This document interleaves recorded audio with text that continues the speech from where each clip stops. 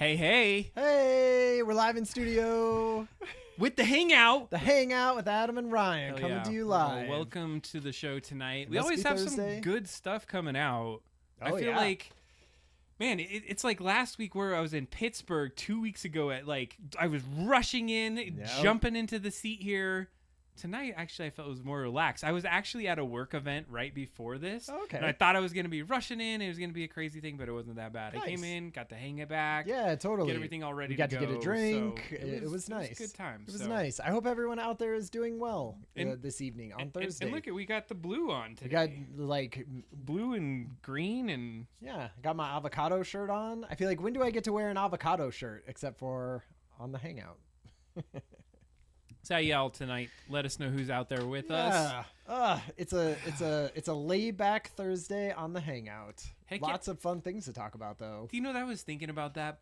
Like, that is what is fun about hanging out, is that it's just about that leaning back and being Right. able to have some conversations. Yeah. And sometimes, and I got to be honest, it's like I'm tired and I'm coming in. I'm like, oh, we're going to do the thing. I hope I have enough energy for it. And I may be a little bit down on the energy. And then you walk in and you start talking. I'm like, oh, yeah, let's do Let's this. do this. Adam and Ryan. You know what one of the best things that I like about it is that obviously the conversation that we have, like I get this sort of bottled up because, I'm learning about all these cool AI things and doing all of that. And I need to like talk with someone about it. So that's always fun. Mike Azul in the chat.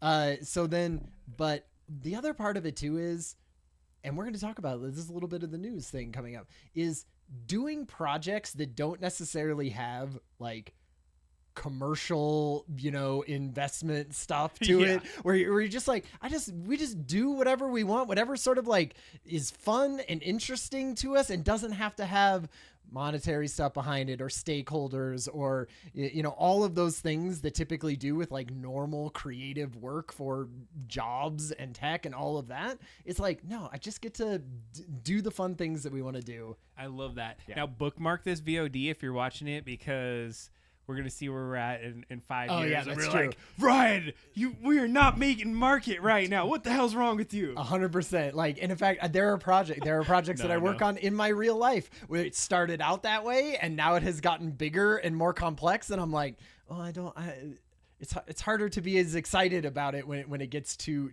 big, right? We'll just keep the chill, and that's what we want to do. It's about hanging out. It's about the hangout. And honestly, this is like my way to get away from work and just hang out, because some people like to go watch shows. Some people like to just go chill. Like, we are creators and like to do things and keep doing the things. I don't know. It's a thing. I have way too many things that I do. And the problem with it, it's like man. there's too many fun projects to work on out there. And so I'm stretched a little thin, but you know, that's what happens. But it's good. That's what happens. I just feel like Adam's got to show off his looks like a little Game Boy, right? His tiny little Game Boy. His Okay. DS. Full disclosure, Heather was like, that looks like a Game Boy. And I was like, no. And I said that because like I just was like, I think of a Game Boy as The old school Game Boy, right? Like the brick. like one of these Game man. Boys.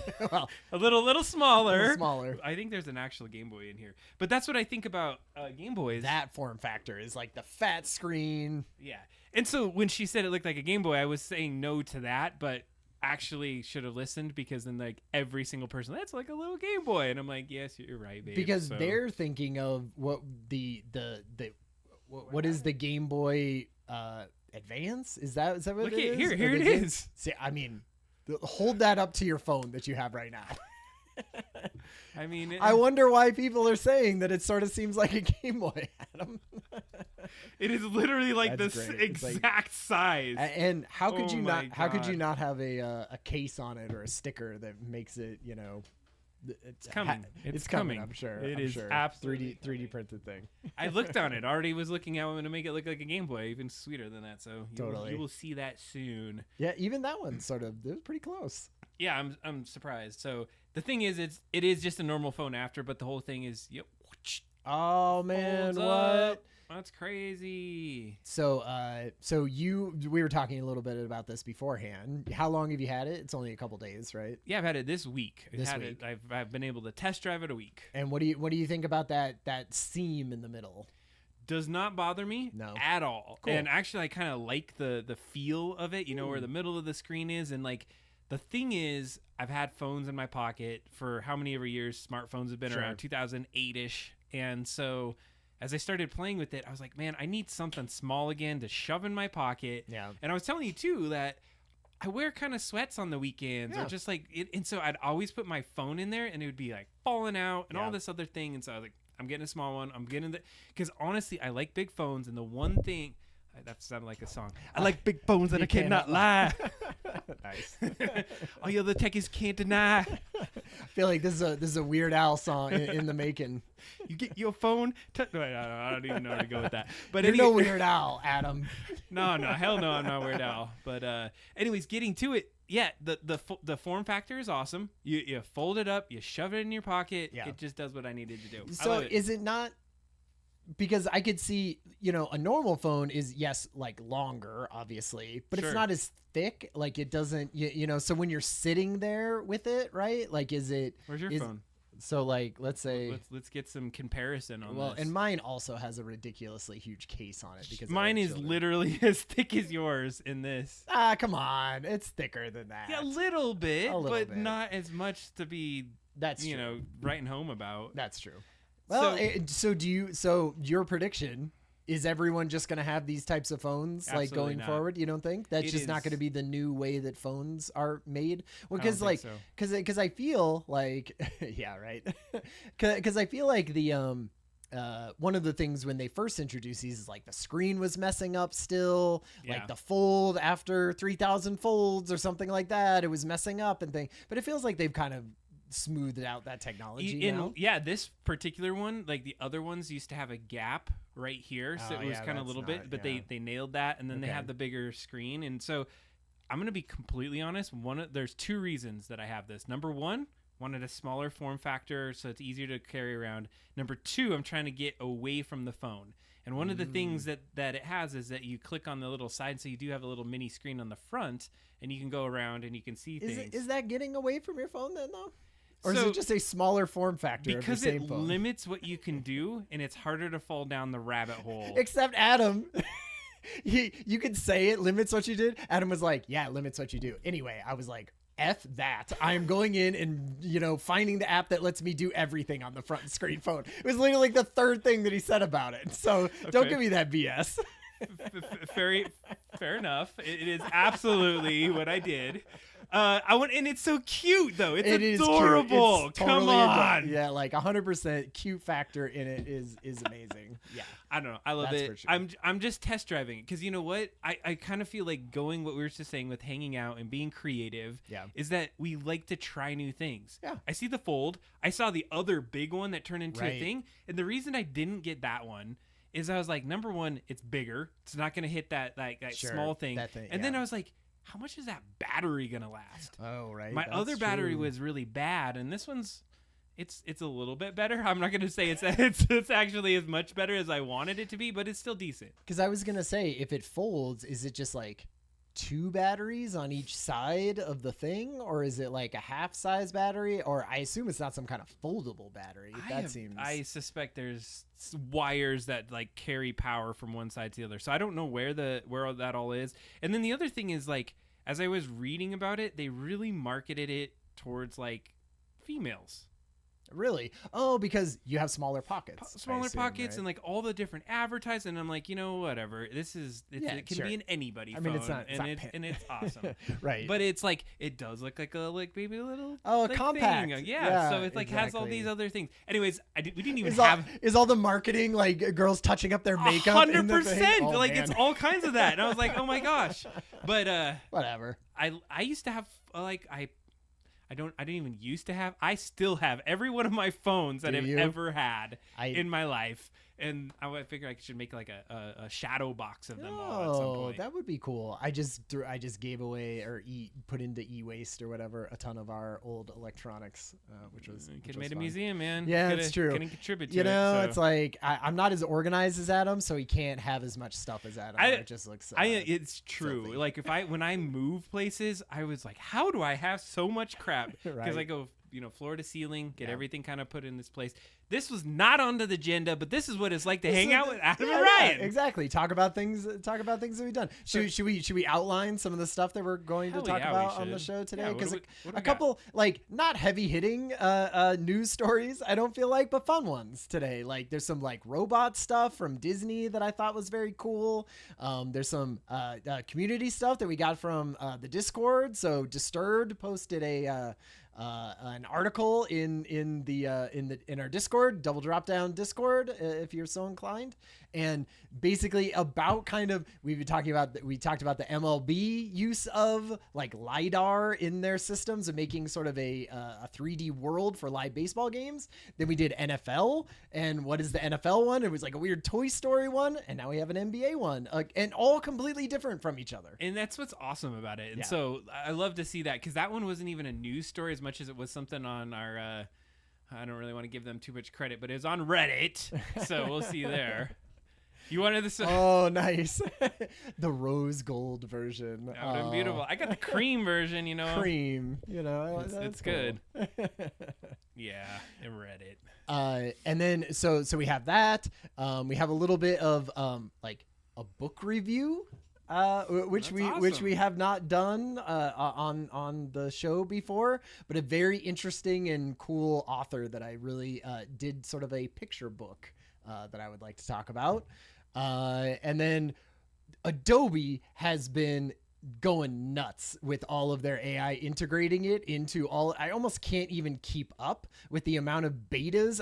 There's a beta program for every single Adobe suite program out there, and it's all generative AI, and it's right? That's the whole thing. So they're incorporating all of that Adobe Firefly stuff into the actual programs now, and they did a big one, which was Illustrator. And so I'm stoked about it. So you wanted to do the Illustrator go through, and then one of the ideas I had is like mini project today. Yeah. We're gonna make like, I don't want to call it a business card, but that seems old and lame. But it's going to be a card for us to hand to people when we want to say, hey, check out Double Drop Down. Totally. And so we're going to try to use some AI and get ourselves using Illustrator AI, make a business card kind of thing tonight. Yeah, totally. That'll be like a fun little like one night project that we can do that we need, and show off some design stuff. That'll be fun. And then there's 2 or 3 other things we're going to try to get to tonight, and we're going to need your help. So make sure you're in this dang chat. If you're just watching us and you have not got into Twitch and followed us, Disturbed, thank you. We got to 50 according to this, but we're still one short because apparently we followed ourselves, and so they're not going to count that. And so we got to figure a way. Like, we are so close to being affiliate, and what that does for us is it gives us more tools to give to you in the community. Yeah, like honestly, more interactive stuff, which I feel like will be fun. You can like make sounds and push a button. You can earn credit by being here. And then you can actually spend that on us, which is kind of cool. I've been doing it on a couple other streams, so it's been awesome. Thanks. Be careful. Yeah, hey. So what we're here's the 3 things that we're gonna need help on. Number 1, next week I've been asked to be on a panel about AI. Oh, I can't wait to hear about this. All I saw was in the notes was that this was happening, so I'm excited to hear. Here's the deal: is that in my new position, technically I'm not like. It's not within my priority, so to speak, to typically be on these panels. But because of my position also, I need to be integrated with the community a little bit more. They said, hey, Adam, we haven't seen you that much. We still need you to participate in some of these other things. And so you're like, can you need to focus not on just your stupid Twitch show and tell everybody about that all the time. That doesn't have anything They weren't to even do talking with it. about that. They're talking about the work that I do in my position is very specific, and like I got to do that, and it's priority. That makes sense. But when this came up, I'm like, you know what? This kind of leverages, there's a piece of it that I need to still be involved in. And so here's the deal is that I'm sitting on a panel with other educators, and they gave us some questions, and they said, if you have other questions or other things that you want to talk about, please let me know. So I'm going to let you know what the theme is, and I want you to know what should Adam talk about, and I want to bring up that we do this show on the panel. Oh, man, and of so course. you need to help us, and I'm going to say, hey, I asked our community what we should talk about, and we're going to go about it tonight. So you need your help with that. Number 2, we have a little bit of discussion around the project. We're homing in on where we're headed with that. Yep. And then I think finally the thing is, We're going to stream for how many hours, Ryan? 24 hours on November 4th, Saturday, November 4th, for charity, for Extra Life stream. And we need to figure out what the heck we're going to do on that. What does everybody want to see? We have kind of some ideas of things that we want to do, but like, you know, it's always better to get people's feedback on. And we know y'all are not going to be with us for 24 hours. And if you are, man, we'll give you some special. I know, right? Yeah, exactly. But what we need is your help just to get people to stop by, see what we're doing. We're doing it for a great cause, Ryan. What are we doing it for? So it's like Children's Hospital, like, you know, I mean, so it's giving money. They've been doing this for like 10 years. It has gotten huge. So many streamers and so many people will be doing this across all of Twitch, like using hashtags and everything. Love this AI generated image. That's gonna be us. That looks so good. Like, it looks very like a ridiculous, over the top cartoon versions of us. Plus, I love how ropey our muscles are. Man, I wish. I know. Wish I had those arms. Those people are a little weak compared to how we are. But you know, whatever. You know, the camera puts on 10 pounds. But yeah, it should be a really fun and interesting thing. Especially Adam and I have never done this. We're likely coming into it like trying to stay up the entire 24 hours. We want to be able to like play video games and work on projects and do creative things and 3D print something, and it's going to be awesome. I think, and the thing is, I'm going to say it's 24 hours or until the equipment or internet goes out, because I've never run the equipment for 24 hours. I feel like, because I feel it could overheat. I've had that happen before where I'll turn it on for a while and then we're going to be printing the board game. I think that was one thing we talked about. Totally. I think we're going to like tie the knot on the board game. Actually, I don't know if I want to announce it now, but maybe one of the things we're going to say is we are going to really try in the 24-hour stream to put the downloadable version of the board game by the end of the 24 hours. Right. Have the fully legit version, get the instructions in, get the 3D print file on, all of that stuff. I think that would be a great, I think we could nail it in a couple hours. If we had like a dedicated few hours to put into that, I feel like we tie a bow on it that quick. We get it.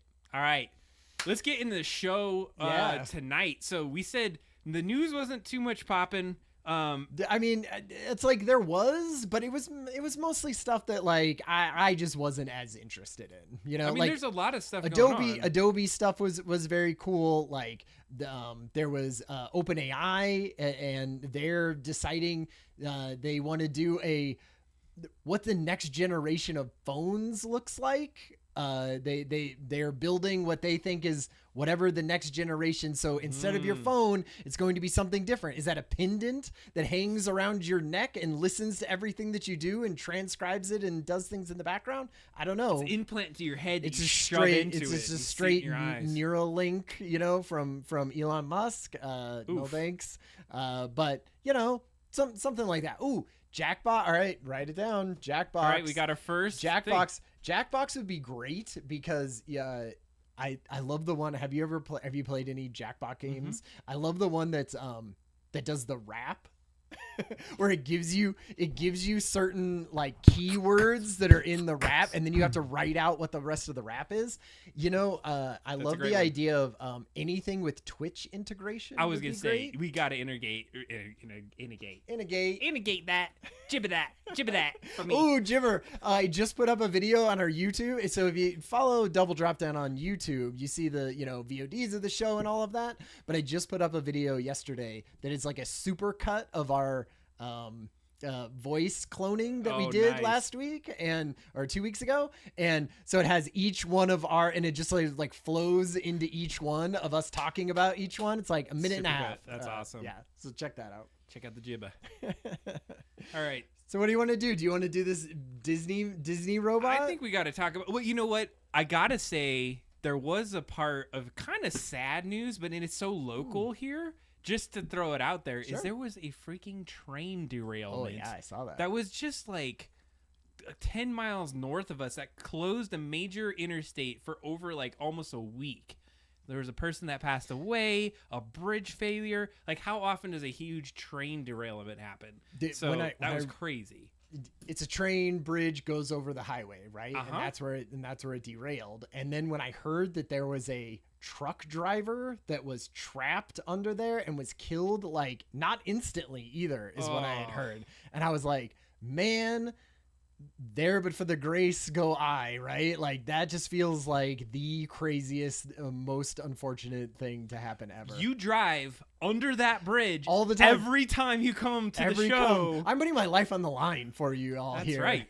This is what the dedication is. So, I mean, tragic. Like, the heart goes out to the guy. It's a 6-year-old guy from, I think, California that passed away. Just totally crazy. Bridge failures. Failing infrastructure. We're not getting into politics tonight. We could, though. Yeah, we absolutely could. Let's get back to the AI world and figure out how we can solve and do ridiculous things. What is everyone else doing? Do fun, creative things with that. But yeah, so what's this first one? So there was a couple that we talked about. There's news stories. Where did you want to hit on it? I want to do this Disney robot. To be honest. All right, let's talk about it. Ooh, let's get into it. Just cut over to that. All right, so. I feel like a lot of the robotics that has been happening lately in the news has gotten slightly, we're not seeing as many, the robots. God, what is the name of the robot that does like the dancing robots, right? That all dance together and everything. Yeah, I know what you're talking. Something. It's like dead silence. It's like Boston Dynamics. There we go. I was gonna say it's like the Fringe group. Remember that show Fringe? Yeah. It always reminded me of that. Nice. So anyway, I feel like we haven't seen as much of that, right? Like robotics. We're sort of kind of still figuring it out a little bit. But when I saw this come up, so I'm a Disney fan. Haters come at me. But you got to tell the article, remember? That's our new thing. Oh, okay. So this is okay. So let me just explain what this is. Disney has come out with a robot that walks around, not yet, but they have it set up. They're going to start having it walk around inside of Disney parks.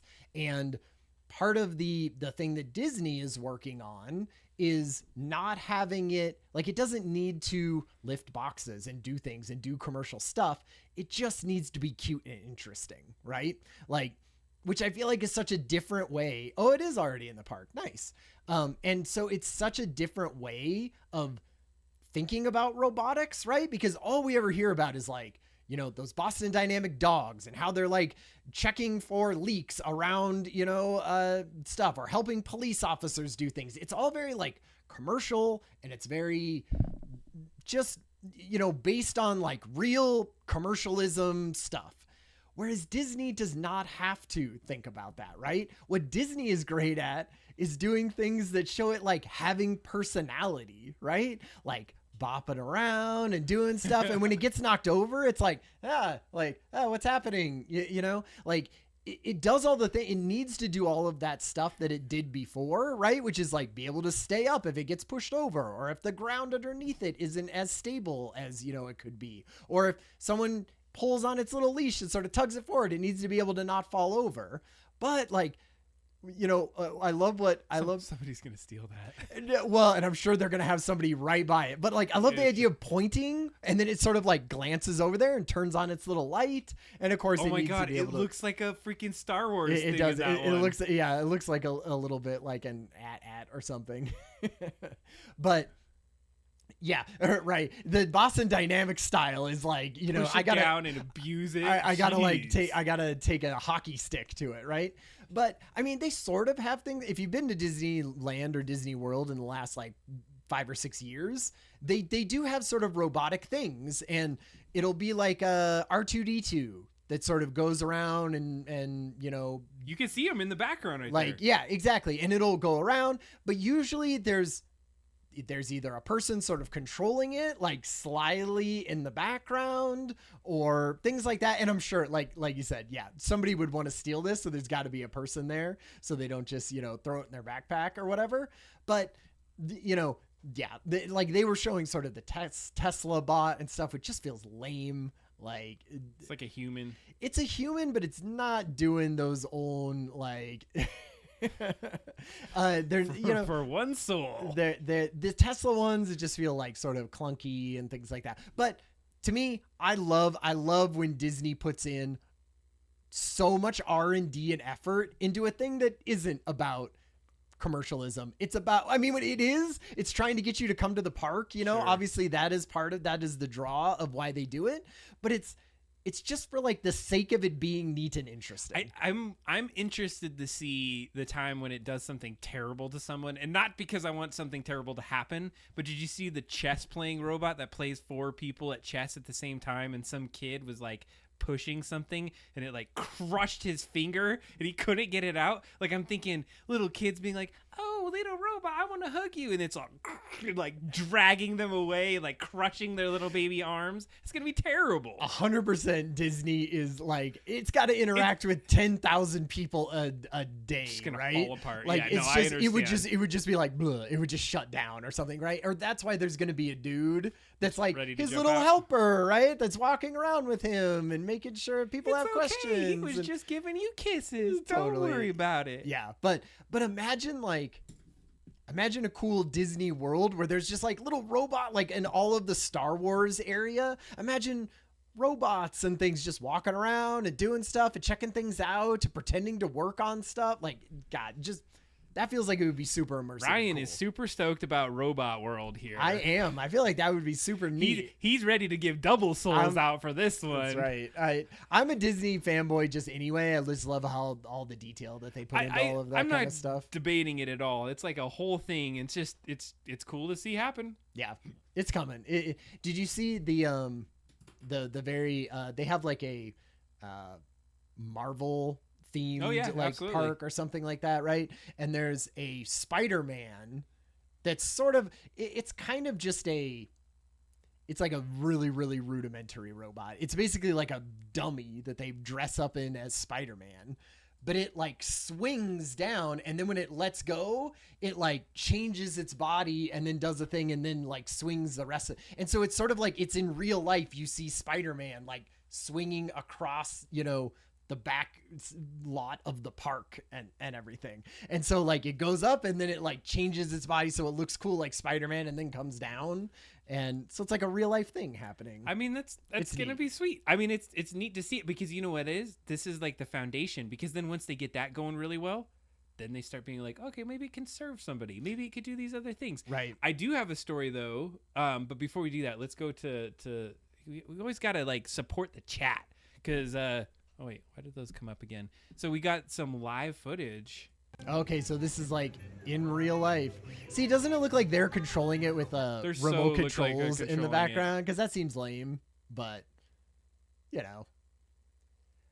I'm sure they're more just. What I'm hoping they're doing is they're just pointing it in. You were saying right? you were selling this as like sweet AI things just And walking around autonomously, and now I see people with controllers. Yeah. See, Hell and is this? and that's lame. Like, I'm hoping that is just a part of it. Anyway, I think the idea of robots that are just there for like entertainment and the way that they walk and the way that they're looking at things is just fun. Totally. Yeah, exactly. Like if all it is, so I'm backpedaling on it now, because if all that is just a like an RC car, right? Then that's lame. But if it's sort of autonomously walking around, and if I point at something and it knows that I'm pointing and I'm looking at stuff, but if it's somebody's just pushing a button and says, now somebody's pointing. You know what though? You put a good point out there, Disturbed. Maybe they're training it. Yeah. The AI training. It's got That's how it's going. Yeah, exactly. No, I think that's sweet. I love that. So what I was gonna say though is I recently visited a campus in Texas, and they already had autonomous robot. Well, I wouldn't say autonomous, but they had robots that would deliver food to your and it would just be driving around the campus. Yeah. And you were just like, there is a freaking robot and there's crap in there, and it would go to dorm rooms and just like open up, and you take your crap out, and then it would go run off back to where it was going. Totally. So it's like, it's a thing. It's happening. Yep. It's probably. I've been to Disneyland and I've been to Disney World, and I just know how congested and crazy it is, and the size of those robots walking around just makes me think like they're gonna get tripped over, and it's gonna be tough. So we'll have to be in certain areas. That's true. That's all right. true. Moving right along. Where are we Yeah. at next, man?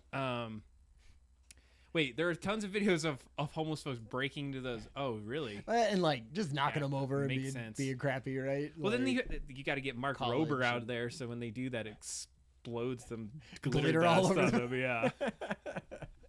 Nice. All right. Do you want to do NBA? Yeah, let's do NBA. So this one doesn't have too much of a lead up to it, aside from thank you, Disturbed, for Yeah. contributing to this next chapter in our sports section. I know. I feel like the Hangout needs a sports section. Seriously. Because, well, but AI all generated. of these things have been like coming up, right? We did MLB first, and then we did NFL of their Toy Story like broadcasts that they did, and now it's the NBA. And like I said before, all of these are so different, right? Like the MLB one was like a Second Life version with a real life baseball game happening in real time as you ran around.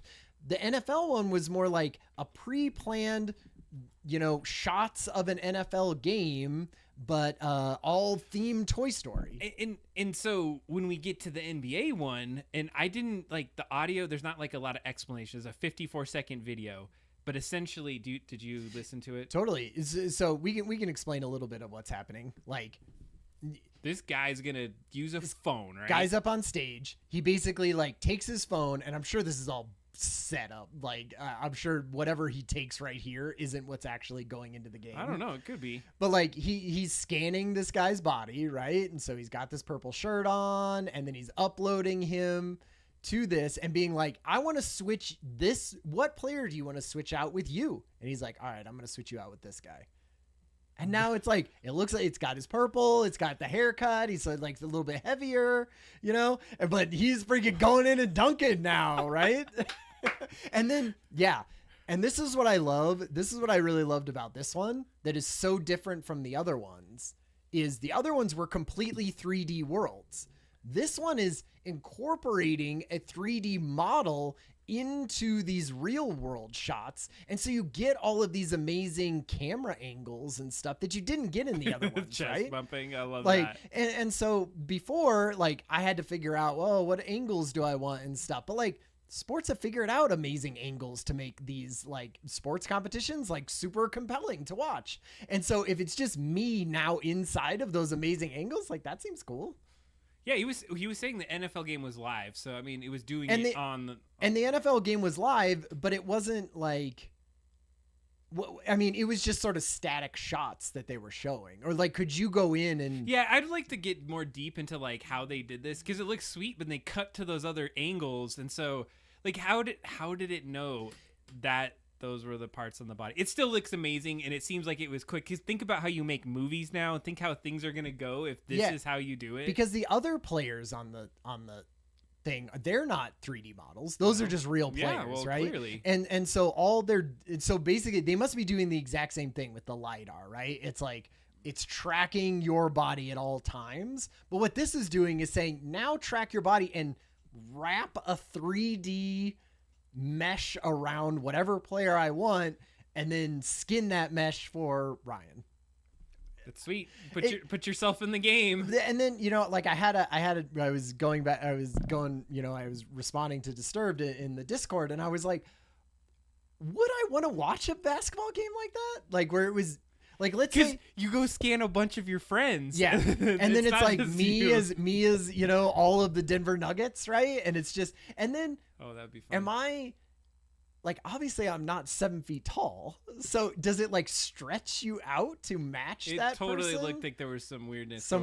Going on there. I mean, you can't question that. The fact that it even did what it did is amazing. It's amazing. So you got to go with that. So yeah. I don't know. What do you think? Yeah. What do you think about these weird sports things? Is it like trying to get in new audiences? I would love to hear what you all think about these sports. Especially what is the audience? Is it trying to just get attention and do new and different things with this technology? Or is it like, I wonder if they have sort of a game plan for like an end result of all of this stuff that they want. There's clearly something. And you know what scares me, if you want to go on the philosophical AI generative thing, is like, think how good that seemingly is to us right now.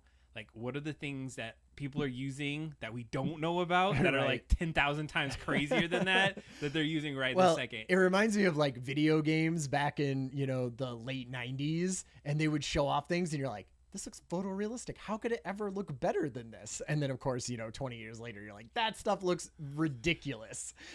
And this is exactly what we're going to be doing now. You're like, look how cool that looks. And in 5 years, we're going to be looking back at that and being like, ha ha, what? Stupid. That's not good. You're like, it looks amazing now. It's just like, it's photorealistic. Prom Pact. I don't know what that is. You gotta educate us here. Yeah. I gotta just call it out.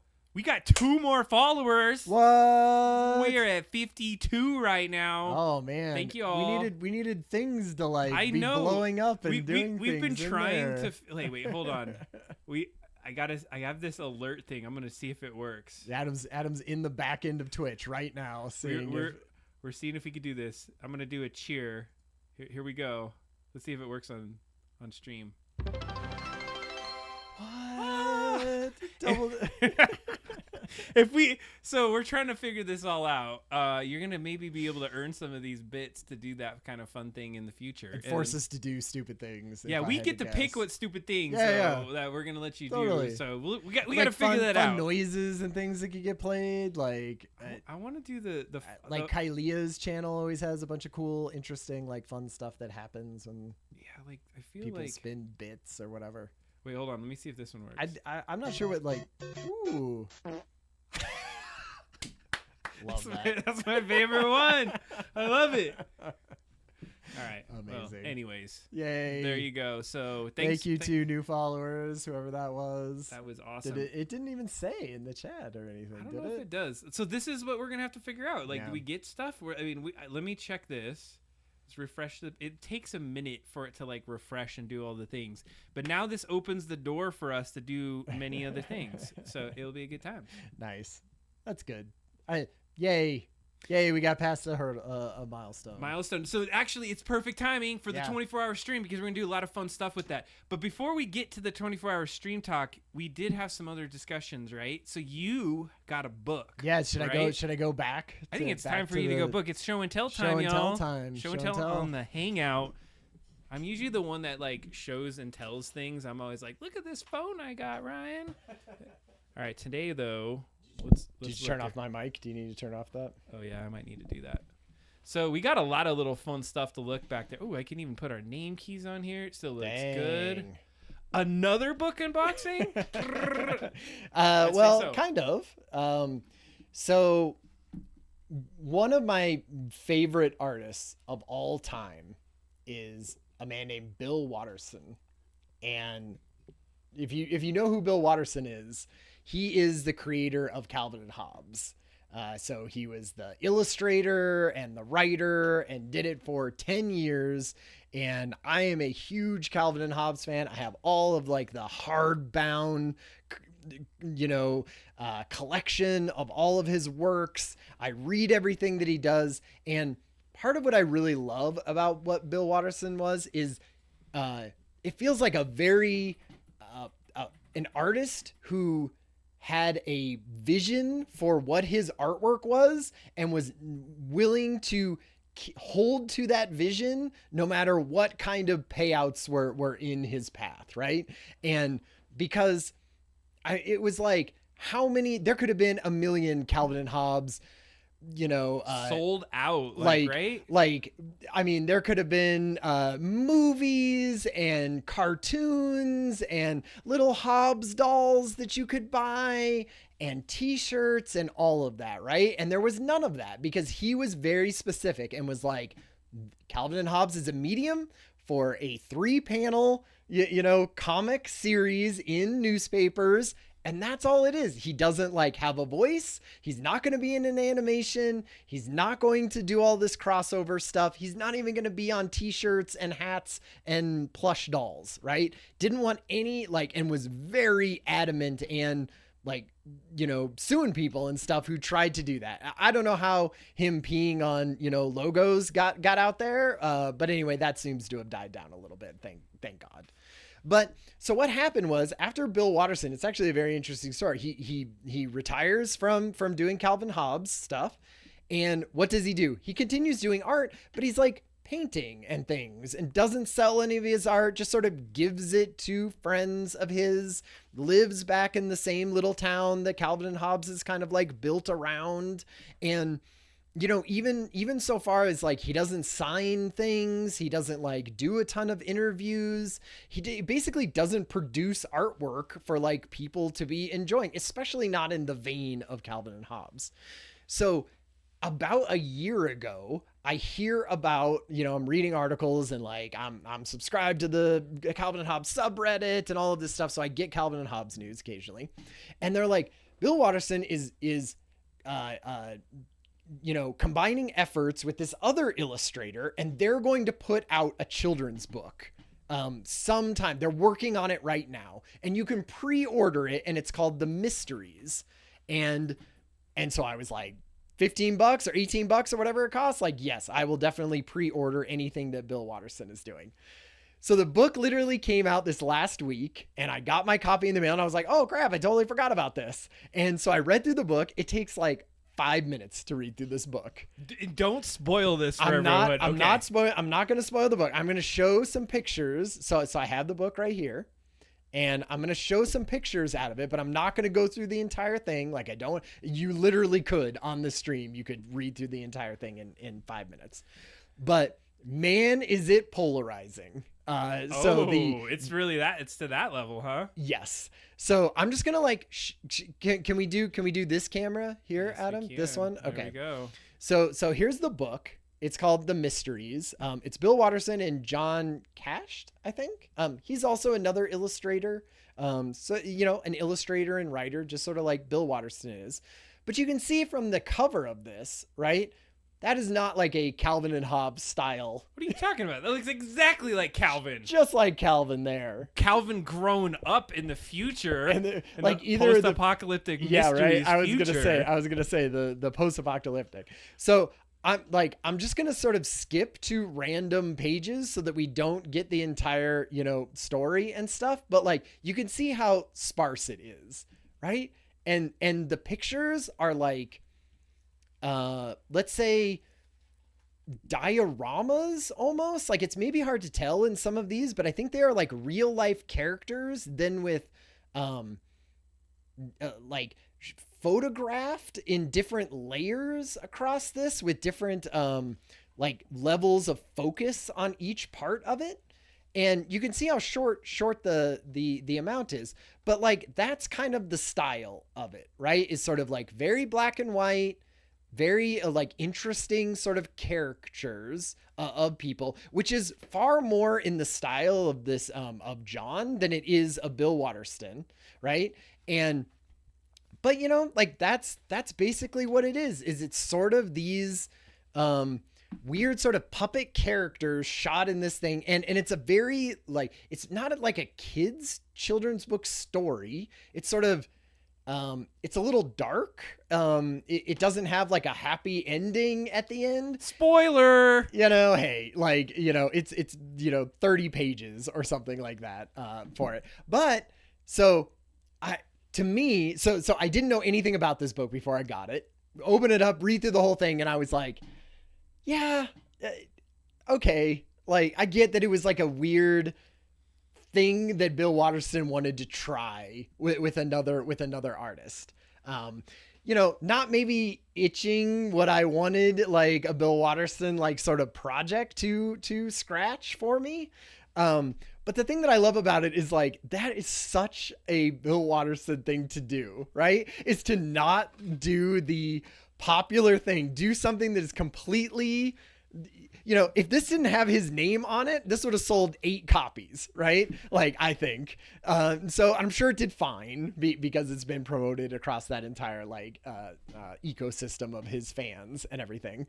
But no one's making the cartoon adaptation of this book, right? No one's ready to put this in any newspapers as a comic. It's an art piece. It's an art piece, right? That's the cool thing about it. Exactly. And so he wasn't concerned about that. And what I had heard is that what had happened is they literally worked on. So I've been reading a little bit of like interviews, I think mostly with this John, the other illustrator, and a little bit of Bill. And basically they were saying that like they worked on it for a year and then threw everything away and was like, what? And they were saying that they had such different ways that they wanted to like work and do things that basically it was like they kept coming up with ideas and the other person wouldn't like it. and then the other person wouldn't like the other person's idea. They were like, it was really actually very frustrating to work with each other. And they were like, that's what made it interesting though. Okay. Is that like they kept trying things with this other person and really trying to not just go with the flow with the other person, right? Of being like, no, I don't like that, or I don't like this style of this. It seems like really almost like not contentious, but like they worked on this for a long time and had nothing to show for it, you know, for a year, and then threw that all away and then came up with kind of like what an in-between version of this was. And I think in the end, Bill Watterson was kind of like, this feels more like the other illustrator than it does Bill Watterson. And I think he was kind of like, hey, you know, let's do something. Let's do something. So I think that's why it's been polarizing in the community, is that people heard Bill Watterson and they went, oh man, it's going to be a cool new thing. It's first thing that he's come out with since literally like the late 90s. And, you know, it ends up being... I was super stoked to see some crazy Calvin, and I was disappointed, I gotta say. But then I got re-energized because we got a good chat, and guess what they did for us? Nice. Wonderful. Thank you, Mike Azul. Oh man, that's great.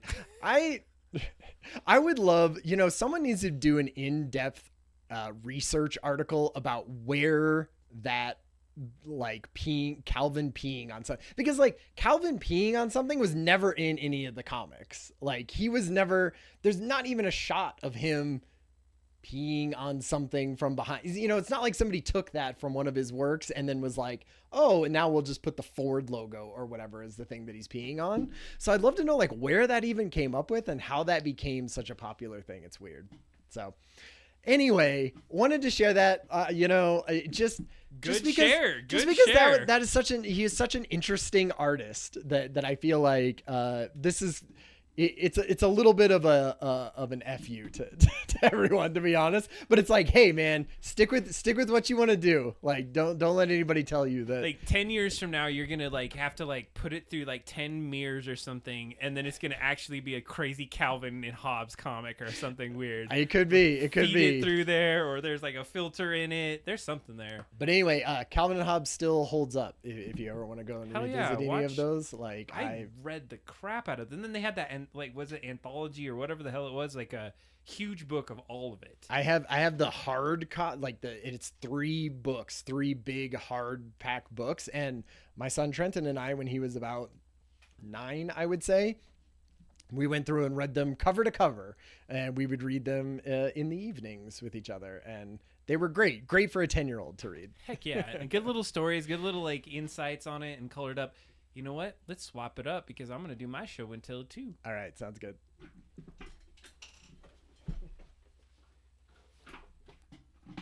That was good, Ryan. Thank you. Uh-oh. We blew out the camera. Oh, the camera's back. It's back in action. It's back in action. First of all, I wanted to show you something because I'm hoping that we can get to a point where we get the business card. Name of the book? The Mysteries. The Mysteries. The Mysteries. I think we can, we'll throw that in our show notes. Yeah. So you got to check it out on Double Drop Down when you get that. So you got to make sure you don't forget this book. I'm going to put over here. Yeah. So I think we talked about it last time, and we were talking about projects and where we might be headed with a couple things. So I just wanted to pull out a couple old things that we had, because Adam has some old things all the time. So I'm going to kick over to the workbench for a second, and I'll bring you up so you can see you. Cool. That's not your name, though. So first of all, Ryan made these sweet Skull Bob signs. So we've been thinking about, from the project standpoint, maybe doing some Skull Bob's work. Yeah.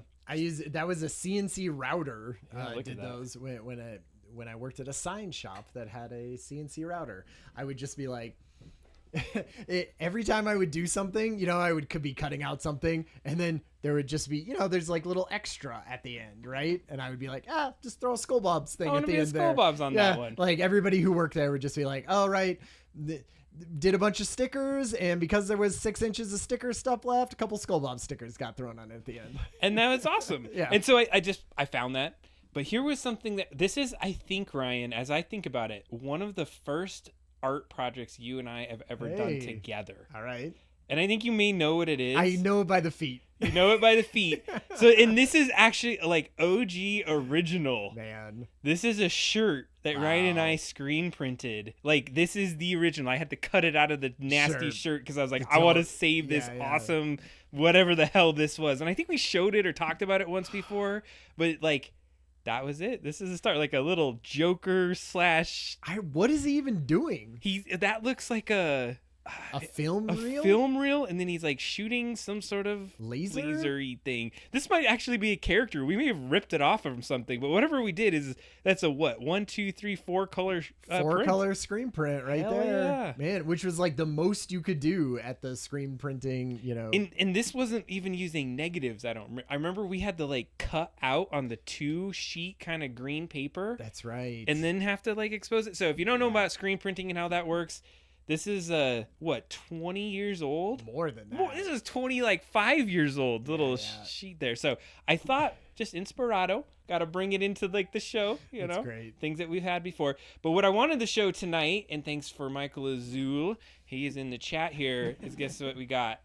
Oh man. We got the Raspberry Pi. We're not going to necessarily work on it, but we got it because of his help. Of saying, hey, we should do something. You talked about it. We're thinking about projects. What are we going to potentially do? Yeah. And so I figured, why not get a Raspberry Pi? So I've actually not unboxed this other than took the tape off and I had looked at it this much. That's as far as I've gotten so far. So what I was hoping to do is just do a quick unboxing. What's a Raspberry Pi? Just for like the layman's thing. Here's the thing. It's basically a mini computer. Yeah. And so what a Raspberry Pi allows you to do is you can kind of create projects out of it. And you can. Does it have an operating system? Yeah, you have different ones. So this one comes preloaded, but there's a bunch of other types of operating systems that are out there. So I haven't even opened this box. So I guess you just tear this open. Let's see what it is. So there it is. Nice. There's a little Raspberry Pi, and what it comes with is. There's different ports. So you got a USB-C. Yep. This looks to be like 2 micro HDMIs. You can do dual screen. That's an audio port for sure. Yep. You got regular USB 2s, USB 3s. You got an Ethernet port. And then what you have are these different pins and different things that you're able to connect into it. Yeah. So you can add other boards and things. I don't know if I'm supposed to touch it like this, but it seems like I'm fine. It's fine. I have the Mister. This reminds me a lot of the Mister. It is the Mister. Which, like, I mean, it basically is sort of a Mister, which is like Mike was talking about. It's like an I/O board, and yeah, we might be playing some Mister. It kind of looks like this. Totally, it does. So then so I'm gonna install the board. Something fell off. Oh shit! I meant oh shoot! It's a family stream. This looks a lot like the Mister. Like it has the little two top and bottom for it. So yeah, some neat little things. Like this looks like this is like a USB port style. Oh, weird. I don't know what this is, but to like add things to it. Yeah, so it looks like a USB drive. So what's interesting is it's USB on this side, but then USB-C on the other side. So probably like to transfer things to it pretty easily. Yeah. Then it looks like you got some heat sinks in here. So there's like chips and stuff that are on there that you don't want to get overheated. Yeah. Got a cute little fan. Oh, man, I'm loving it. And then like little tiny baby screwdriver. This is hot. Right up Adam's alley. I like it. Kind of stuff. This little adorable stuff. Oh, and I got a 64 gigabyte little card. Man, wow. We got some space on this sucker. So what else do we got in this little box here? I'm wondering. So Mike Azul is, I don't know if he chatted anything, but he's chatting a lot of words that I don't know. So he's been he has said that, and I don't know if you want to post it in the Discord, but he has there's a thing called Kubernetes, which I really need to understand what the heck that is. But he has a couple of these in a singular thing where you kind of network them all together and you can do some really cool stuff. And so he said he would be able to give us some advice on how we might be able to code this. And Mike, one of his great things that he does and one of his skill sets is he's really good at knowing code and integrating and using APIs.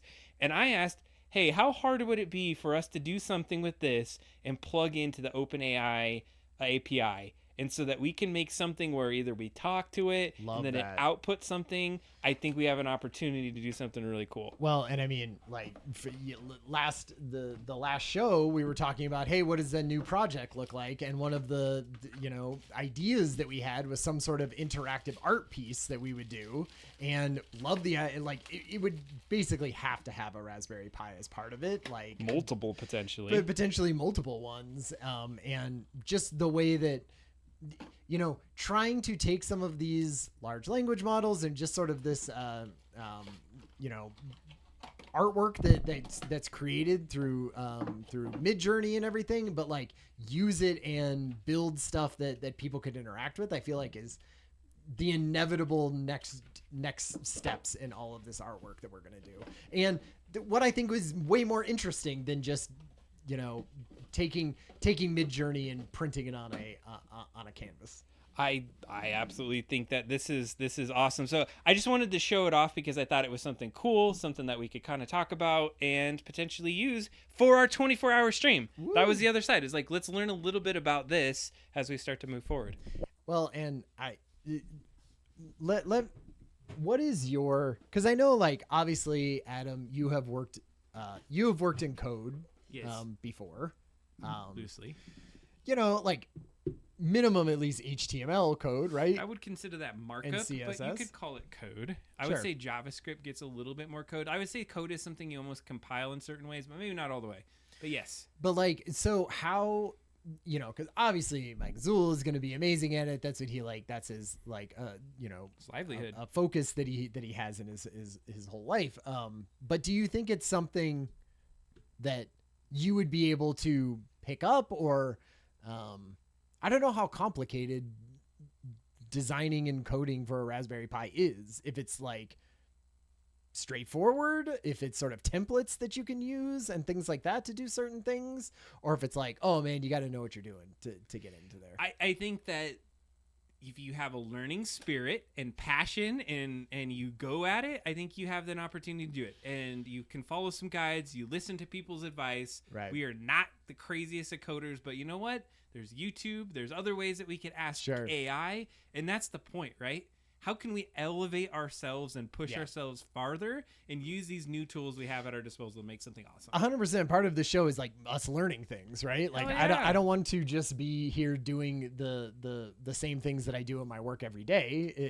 It's look at this, low to no code tools for Raspberry Pi. I see, and that's why I figured it was going to be like that, because they're so prevalent in the market now. Like, people build Raspberry Pi stuff to do, like, I have a friend on Facebook that was a like childhood friend of mine, and I saw where he was doing his kid is in a play for Beauty and the Beast, and he's techie and nerdy and all of that kind of stuff like we usually are, and he built a rose, like in Beauty and the Beast where it has the rose and the petals fall off. He has one, and it the petals fall off, and it has all these LED lights in it. He like built it for the play, right, as a prop in the play. Absolutely. But he was like, just had the Raspberry Pi that comes in there, and it like tells it when to drop petals or something. Like I didn't know exactly what was going on with it, but I was like,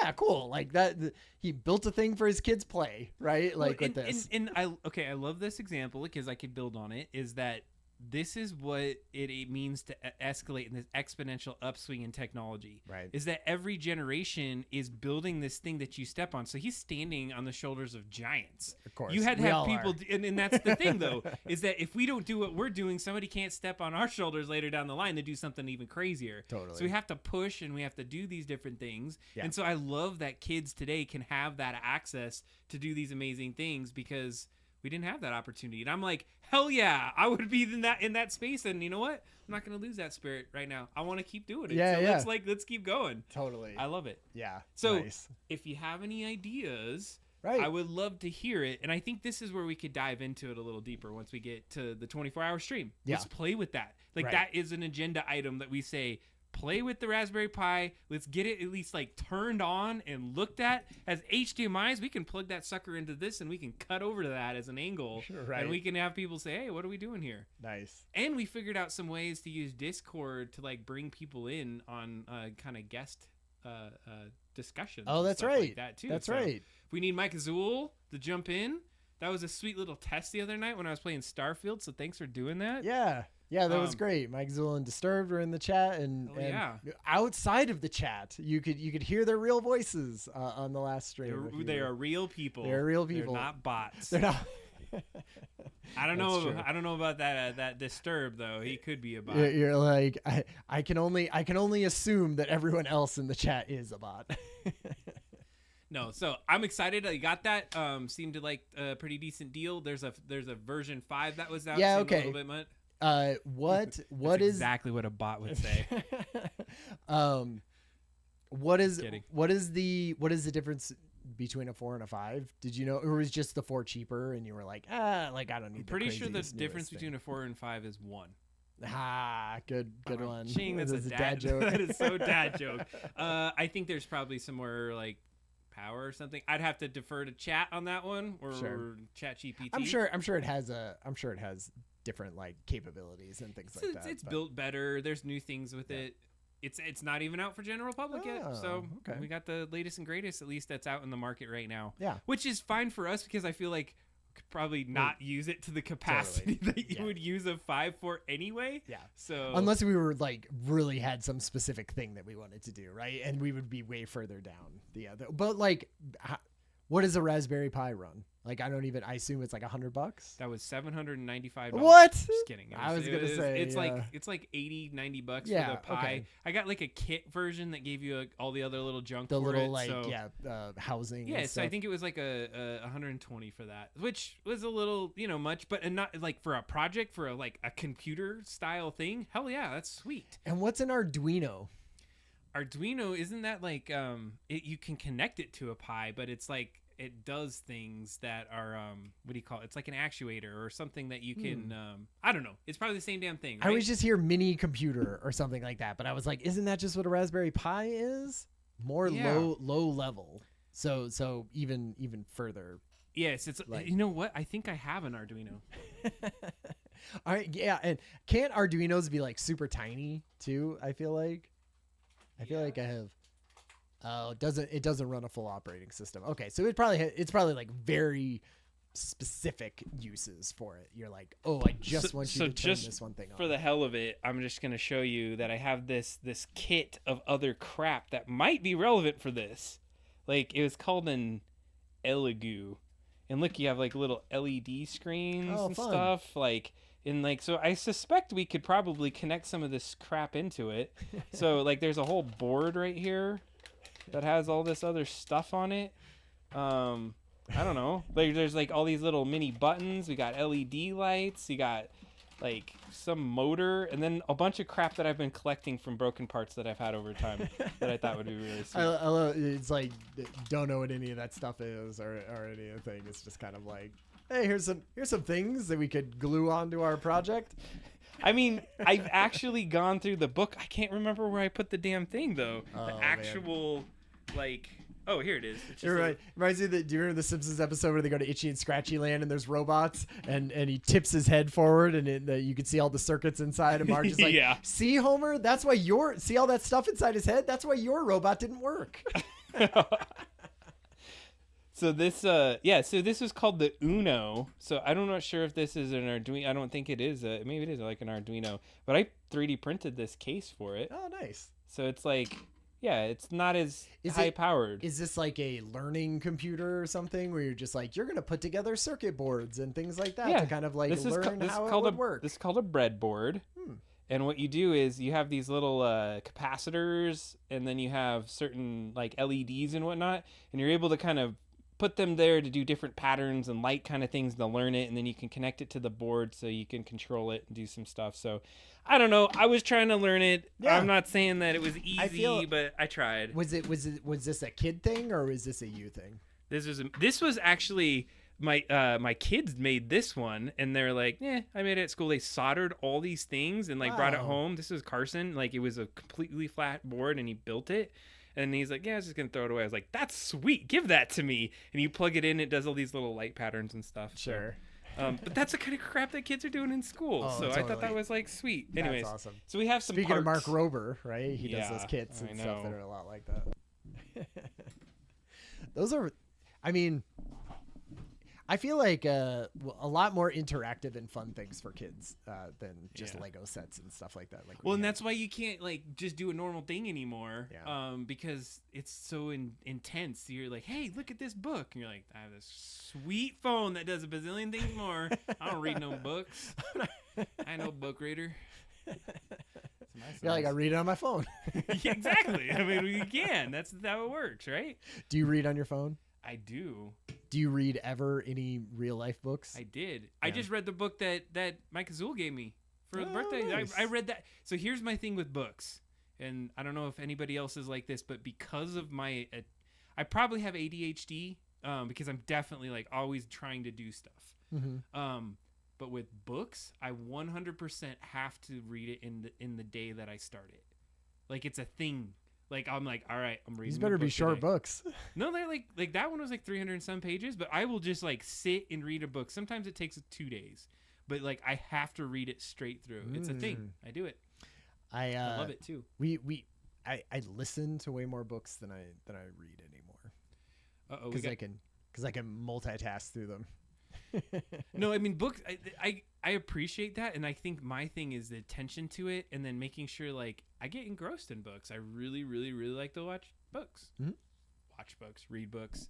You know, whatever you do to books. You know, the book. I like the books. All right, so you got to tell us what we're seeing here. This is Mike Azul's, you say Kubernetes, and, like, I've heard Kubernetes at work, and I've heard Kubernetes elsewhere, and, like, I know it's a thing, and I think it's, like, networking things? You just saw that because it's plugged into a networking box there. No. I knew it because of other things at work. And, like, I don't want to be, like, exposing that I'm an idiot here. But, I mean, I know how to work on the experience side and how to work with people and that there's other pieces that come together. Lame. But when it gets down to the, I know. I feel super lame. I'm like, you work in IT, Adam. No, you don't. You just know how to work with people. You're working with people, and you're fronting the tech side. Look at this. Kubernetes cluster, redundancy for apps and other things, essentially. So, so what I think you're referring to is that if you're running some sort of application and something goes wrong with some part of it, at least has other nodes, so to speak, to kind of cut over to so that you can maintain your application moving forward. That's my guess on it as to what that would mean. What do we got here? This is like a keyboard that maybe runs that? Oh, it's called the Next. Oh, using Arduino to add a USB interface to the old Next computer. Next is like the original Apple, right? Like that's nice. the first thing that what's his name came up with. Love that, and that logo is like the classic. That looks sweet. They had that very famous graphic designer come up with that Next logo. See, this is the cool stuff that you can do. And the only thing that I have ever done with any of that stuff is played with the Mister, which I feel like I've just set up at my computer again because Adam came over last Thursday and helped me set up my whole system, and so I've been playing with the Mister, the Mister is like a it emulates old consoles, and then you can just download all the ROMs for games. And so I have like every single Super Nintendo game ever made, every Nintendo game, every Game Boy game, every Game Boy Advance game, every Apple II game. And so that's fun. And all the cheats and all the everything for every part of it. So that's what you're paying for, is basically all the work to build it with a freaking board and set sent to you. So and it had the same thing, a little micro SD that goes into there, and an FPGA. What's that? Field programmable gate array.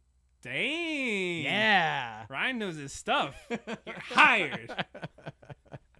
I was going to say, though, when I came over, there was a couple of things I was surprised that you didn't know on computing.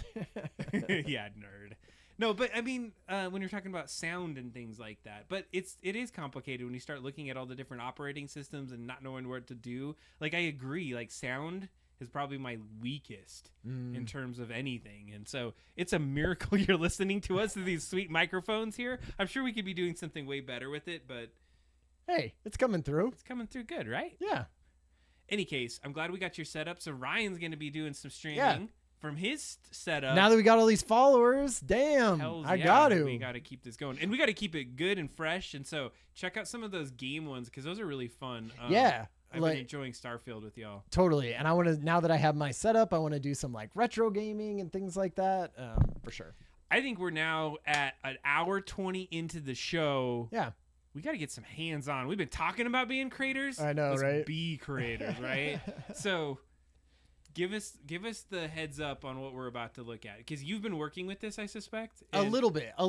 Okay. And so part of this is we're going to be working in Adobe Illustrator. And like I said at the beginning of the show, Adobe has been integrating all of their Adobe Firefly stuff into the actual software.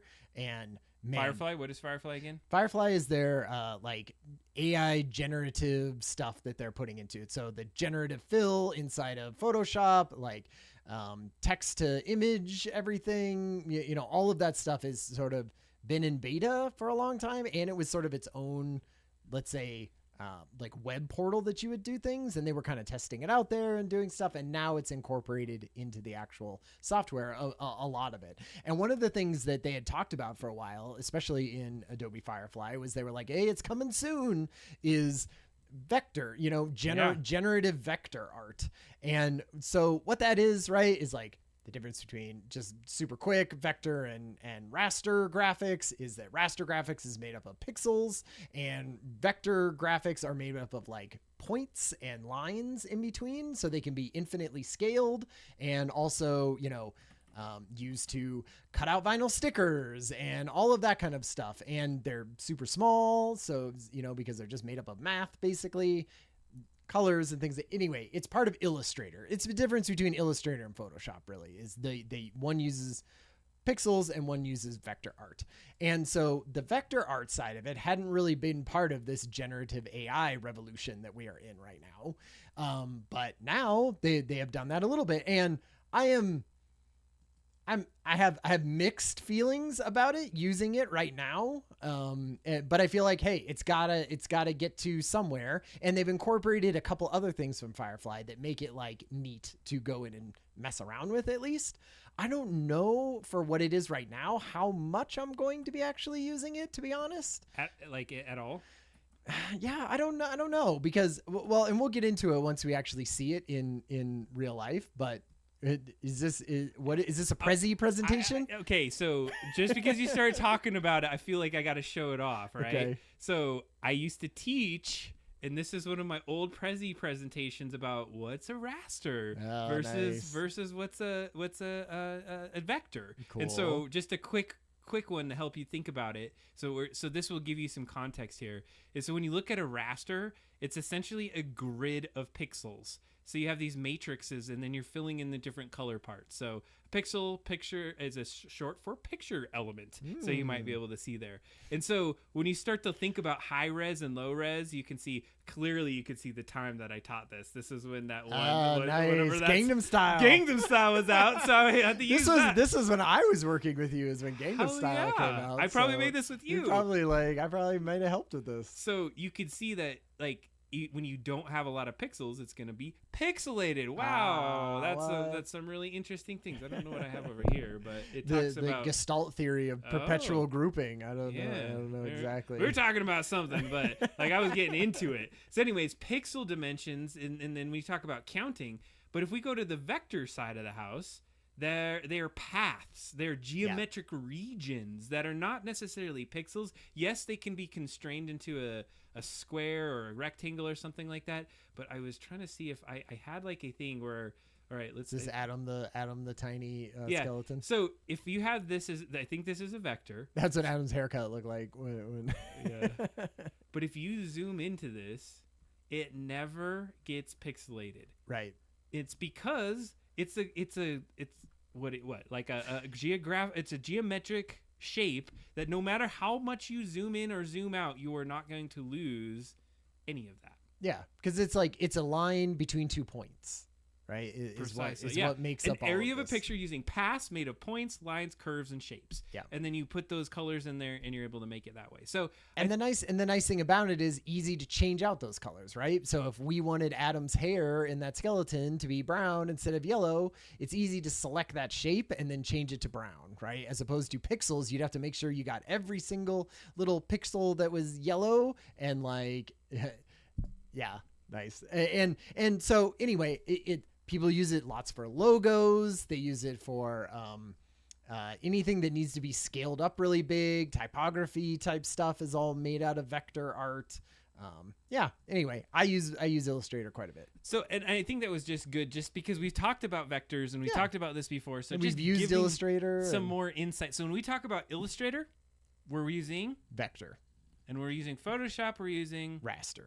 There you go. So those are the two pixels versus. I remember when I first grabbed those, I was like, what the heck is the difference between? They're the same thing. Like, I didn't get it. Yeah. And so now you know a little bit more about raster and vector today. So this is a vector piece of art that was then rasterized that you're seeing. Oh yeah. Yes. Yeah, exactly. And made into a JPEG so that it can be shown. Because that we just made it really confusing. But you basically can take these sweet vectors and imagine this is a bunch of different shapes and little curves and lines like you talked about. You get a cool picture of that. And then you can spit it out into like an image that becomes a raster. That's easier to put on the internet. Say easier to see. There's other ways to make that happen. So I just grabbed this because I saw that you could do that. So yeah, and man, they updated Firefly for like between 1 and 2, and it's way better now. Like lots better faces and shapes and proportionality on these. Like Firefly 1, you could see not very proportional. And just weird, like the faces and shape. It was first generation of that kind of stuff, but so then it's showing how we're going to be able to jump in there. So let's stop like freaking doing that. Let's jump That's in. true. Disturbed points out SVGs. They use those vector format quite a bit on the internet. I am handing this guy over. All right, to Ryan. Okay. So this is you'll notice that we're in Illustrator, but you'll notice that this Illustrator looks different than the other ones. That's because we're in the beta version. That's where all of this stuff is going to live, at least for now, until they make sure it doesn't crash computers and things like that. Hey, look, it's like right up here at the top. Let's try it. Try it now. All right. Hopefully, he's gonna give us a walkthrough. Or yeah. Wait. Did it? It was like, hey, try it now, and then it just went away. Yeah, I don't know. Is there? Oh, up at the top, there's like a little icon for it. It's this little like box. I think this just tells you every. Yeah. Well, hopefully, it gives you a what's new. This is the classic. We should have tested it beforehand. Yeah, but you know what? Like we don't need it. We don't need it for this. Select something on the screen, and we're in that. Get that little box to show up to generate something.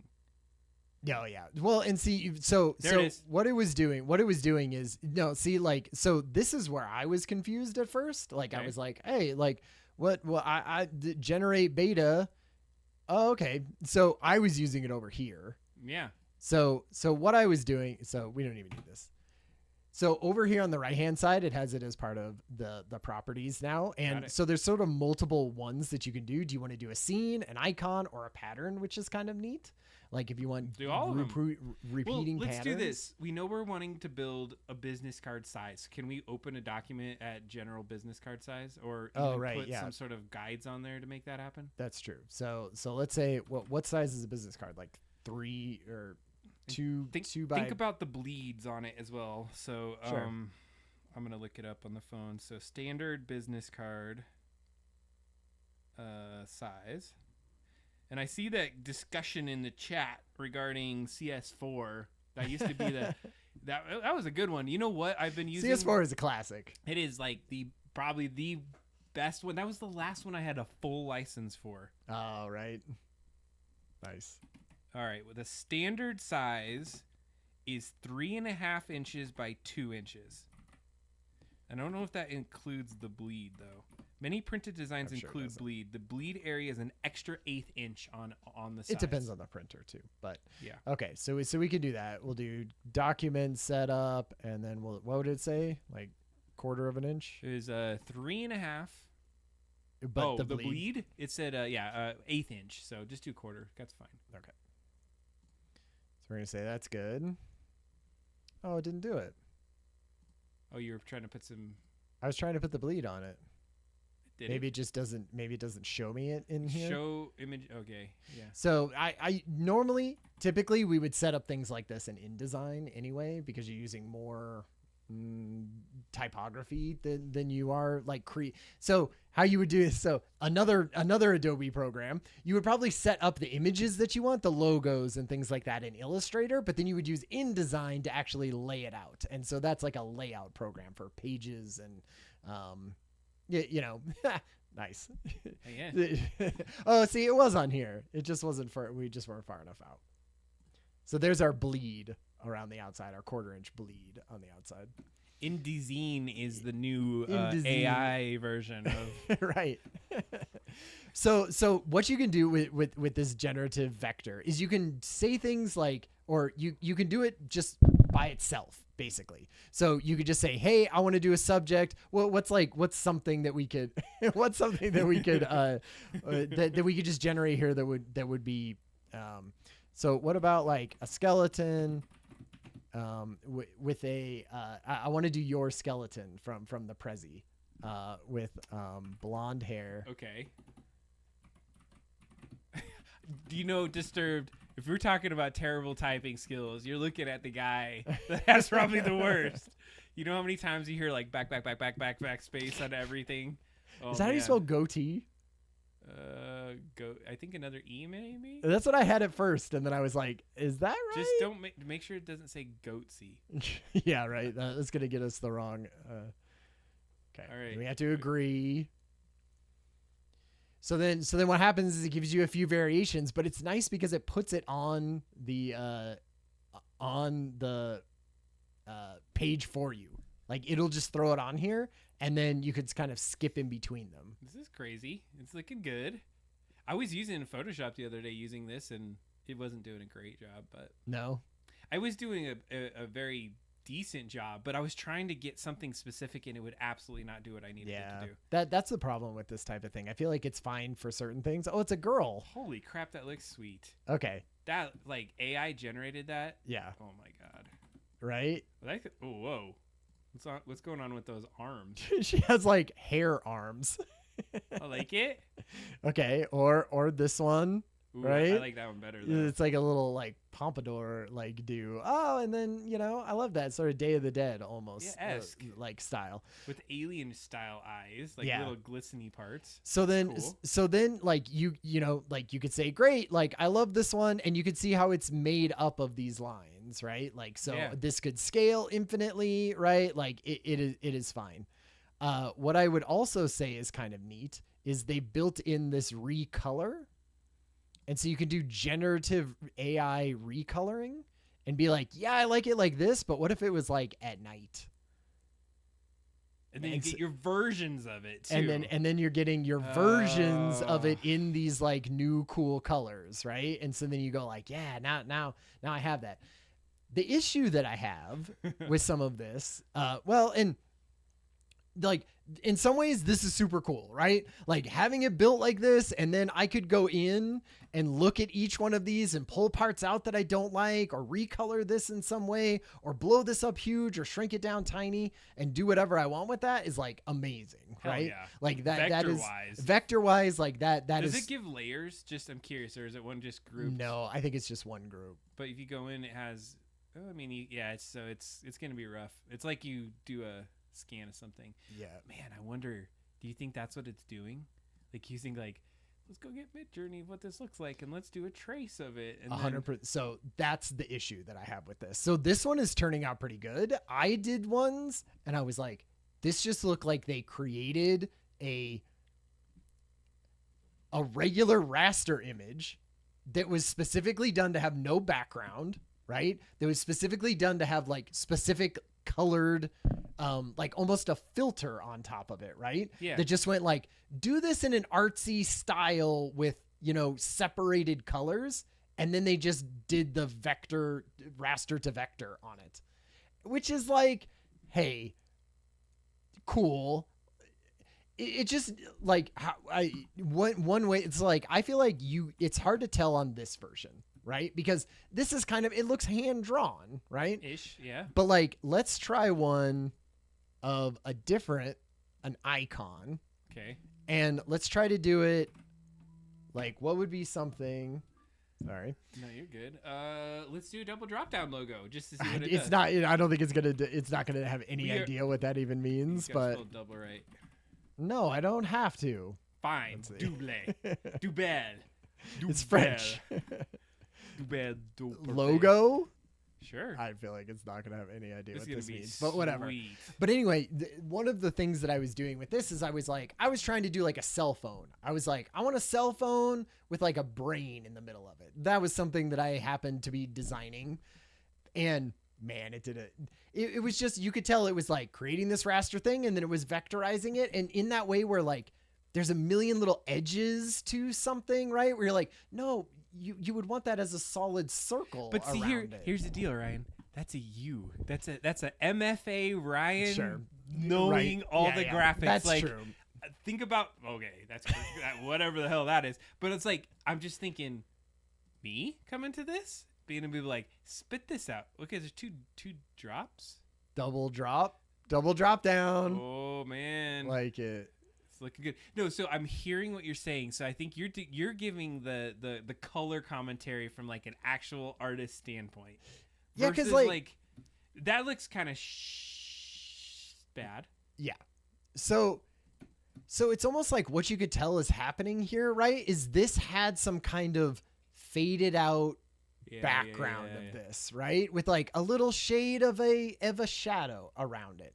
But when it vectorized it, just like when you vectorize all things, it makes it worse, right? It sort of doesn't know exactly where the edge, like it doesn't have a nice shadow around the edge, right? It has this weird broken, like, and maybe that's a style. Maybe like, in some ways it looks cool, right? And in some ways it doesn't look great. See, that one came out really good. So here's my theory. Think about it in the way that we were talking about last time. So we talked about Herbert Simon and we were talking about how AI might work. Is you're expecting it, or maybe we're kind of expecting it just to dump out the thing we want.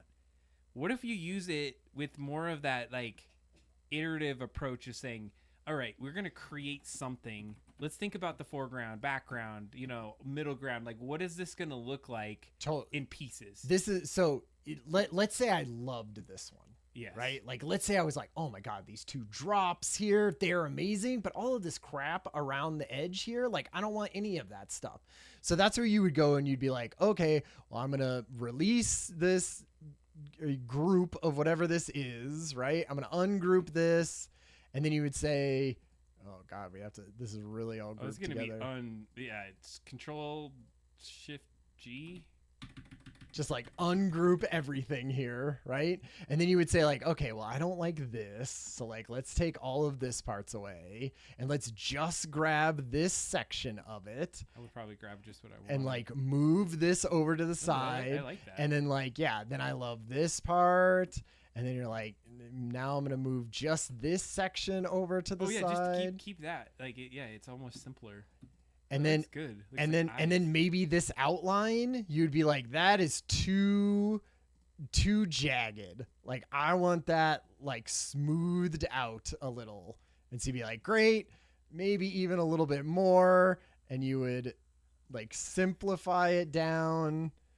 And you would get it to this point, right? And then you would go like, great, now I did want there to be a background around it. So then you'd be like, okay, well, offset path some background around it. So that like I can get Ryan's this. flexing right now. Right? And so then like that's how you would build it yourself. Like, and so you would just throw away all of this garbage. So that's where it's at right now, is I feel like in the same way that you're not going to get maybe the perfect mid-journey piece and you're going to take pieces out of it and do things. Like it's like her earrings or something. No. These are her new eyes, Ryan. Oh, perfect. Anyway, but if I had to guess, that's exactly what's happening in the background, right? Is they're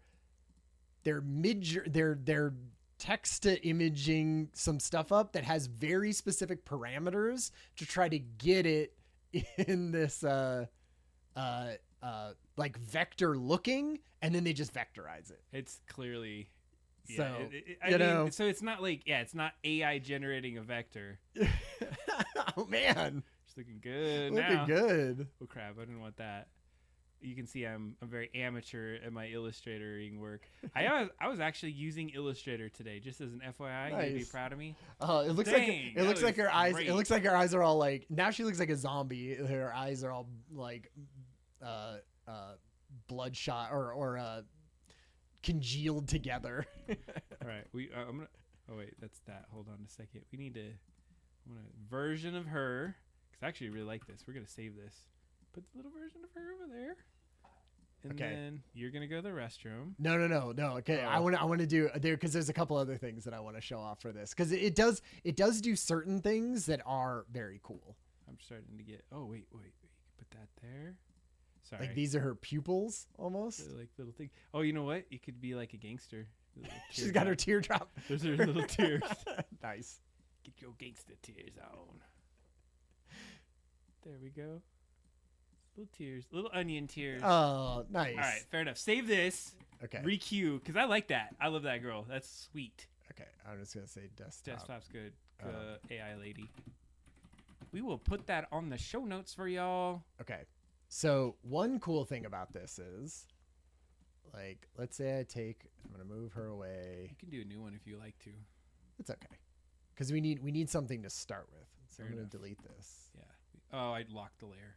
If that. Let's see.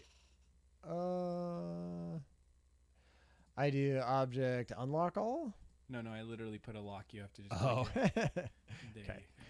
All right. So let's say we take her. I want to make sure she's on a full artboard here. Okay. And one thing that I thought was neat is if you go back to this, let's say I wanted to do subject. And one thing that I thought was cool is it has this selector, a style selector. And so what you could do is be like, make sure it's like this style. So then let's say you already had something that you had created and you were like, usually they show it as like, here's a whole scene background. And let's say I want to put a car in the middle of that, but I don't want to keep rerunning this and trying to get it to look like that. You would just use the selector and be like, hey, go in and make sure that it's this style. And now like we need a tiny top hat. I like tiny top hats. Especially on this one. And then do we have a number of times you can AI something in this? I don't know. Like, I don't think there's I think it's almost infinite if you pay for the suite. Now, part of this that I thought they were going to do is I thought they were going to force you to have an Adobe stock account. Because they're building all of these off Adobe stock. And that's how they're getting around the copyright stuff, right? Is they're saying, we already paid the artist for for these stock images. And now anything that we generate out of those is just us. Oh man, whoa. So then, so like, maybe this turned her into the top hat, I guess. I'm pretty sure she got turned into the top hat. So I think let's take this away. Wait, how do you drag in the top hat? Can you do that? You just drag it? Yay! So now it's in the same style as her. Ish. Right? But yeah. Dang, she's looking good in that hat. It's like straight up Halloween style. Right? And so I thought that was pretty cool. I love it. Also, we should do one of the backgrounds. These are sweet new business cards, by the way. Oh yeah. I'm loving it.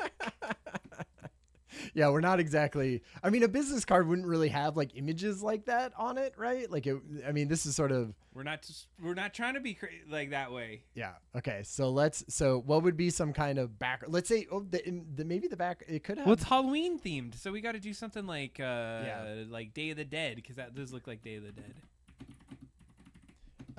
Let's do something like what could be a twist that we put on it that could have like Day of the Dead Christmas. Okay, Day of the Dead Christmas. That's the twist we always put on things, right? No. I was messing around. Okay, no, so Day of the Dead playground. Okay, that's totally normal. Yeah, be like some zombie playground. Now, I will say, my computer that is super fast and nice, this goes like you don't even wait. Like this goes click click and it's done.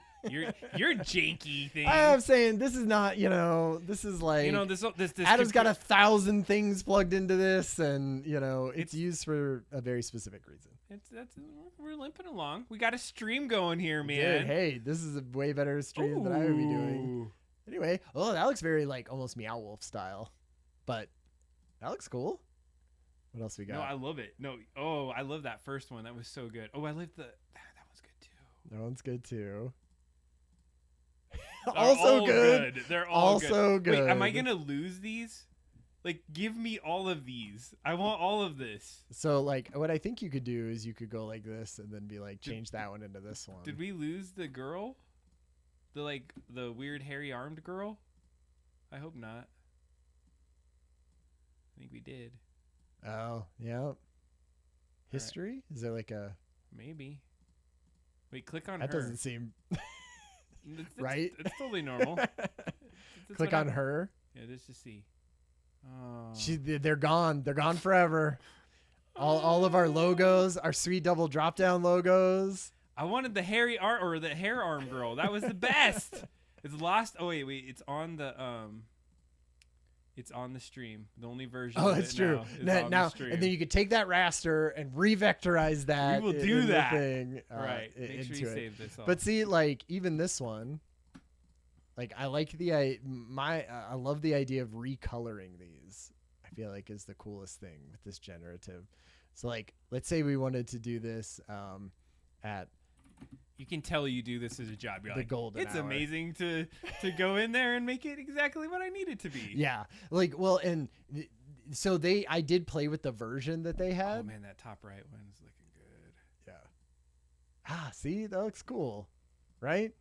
Yeah, it totally has that. No, because I remember the day of, all right, let's color this whole thing. Click, click, click, color. Click, click, click, color. Honestly, that was like the reality up until a few months ago, basically, True. of like trying to do this. Because Illustrator was always bad about that. You would think, I remember talking in the show and talking with people in the chat and showing off this recolor, like when it was in Adobe Firefly, and everybody's like, Illustrator can't do that already? I was like, no, it can't. And so this is a cool version of it. Yeah, because really those solid pieces, you should be able to just recolor really easily. Anyway, I think it is cool. I think it's still kind of, can you adjust the aspect ratio? I don't know. I think that's a good question. Is it like done? Squared? Yeah, like. Oh wait, look at this. Subject. Yeah. Oh, she's I see. back in there. Back. Boom. She's back. She's back. Going in the little thing. I want to go on here. Okay. Sorry. She looks like the kindergarten teacher, like for this playground. She's like, I'd like to murder you with my hair arms. I'm coming for you, Ryan. Let me try doing aspect ratio. Okay. I'm gonna like Adam has to have every single one of these stupid things. Hey, you're not complaining when you got the show notes. That's true. And you're getting to see the sweetness in here. True. This is for me, man. This is for you. This is for you. This is for the VOD. If you're watching this and you want to get this download, go to the come to the website. Exactly. So yeah, I wonder if I go like this. I'm almost betting you could use the generate right there, right? The little panel underneath it. Oh, try this one. I'm just curious. Yeah, do a scene again. Oh wait, we're on subject. You'd have to change it to scene. Okay, what could be another one? Give us another scene, chat. What do you want to see? Michael Zoo was asking about it. He likes to play Diablo. Do something with that, Diablo kindergarten. Would that be Diablo, or would you want kindergarten in hell or something like that?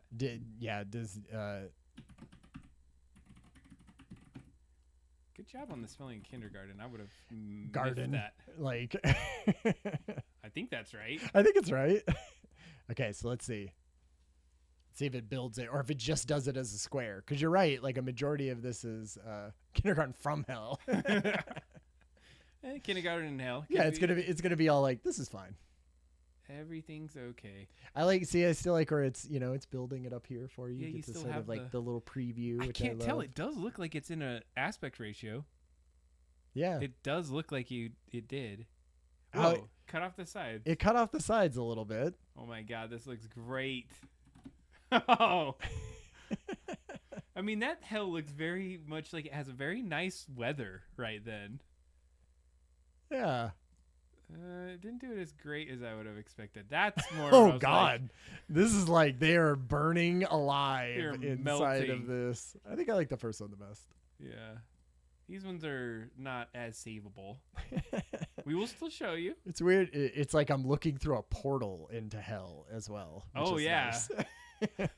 They have like multiple legs. It's hell is terrible for kindergartners. Okay, what if I went like this Okay.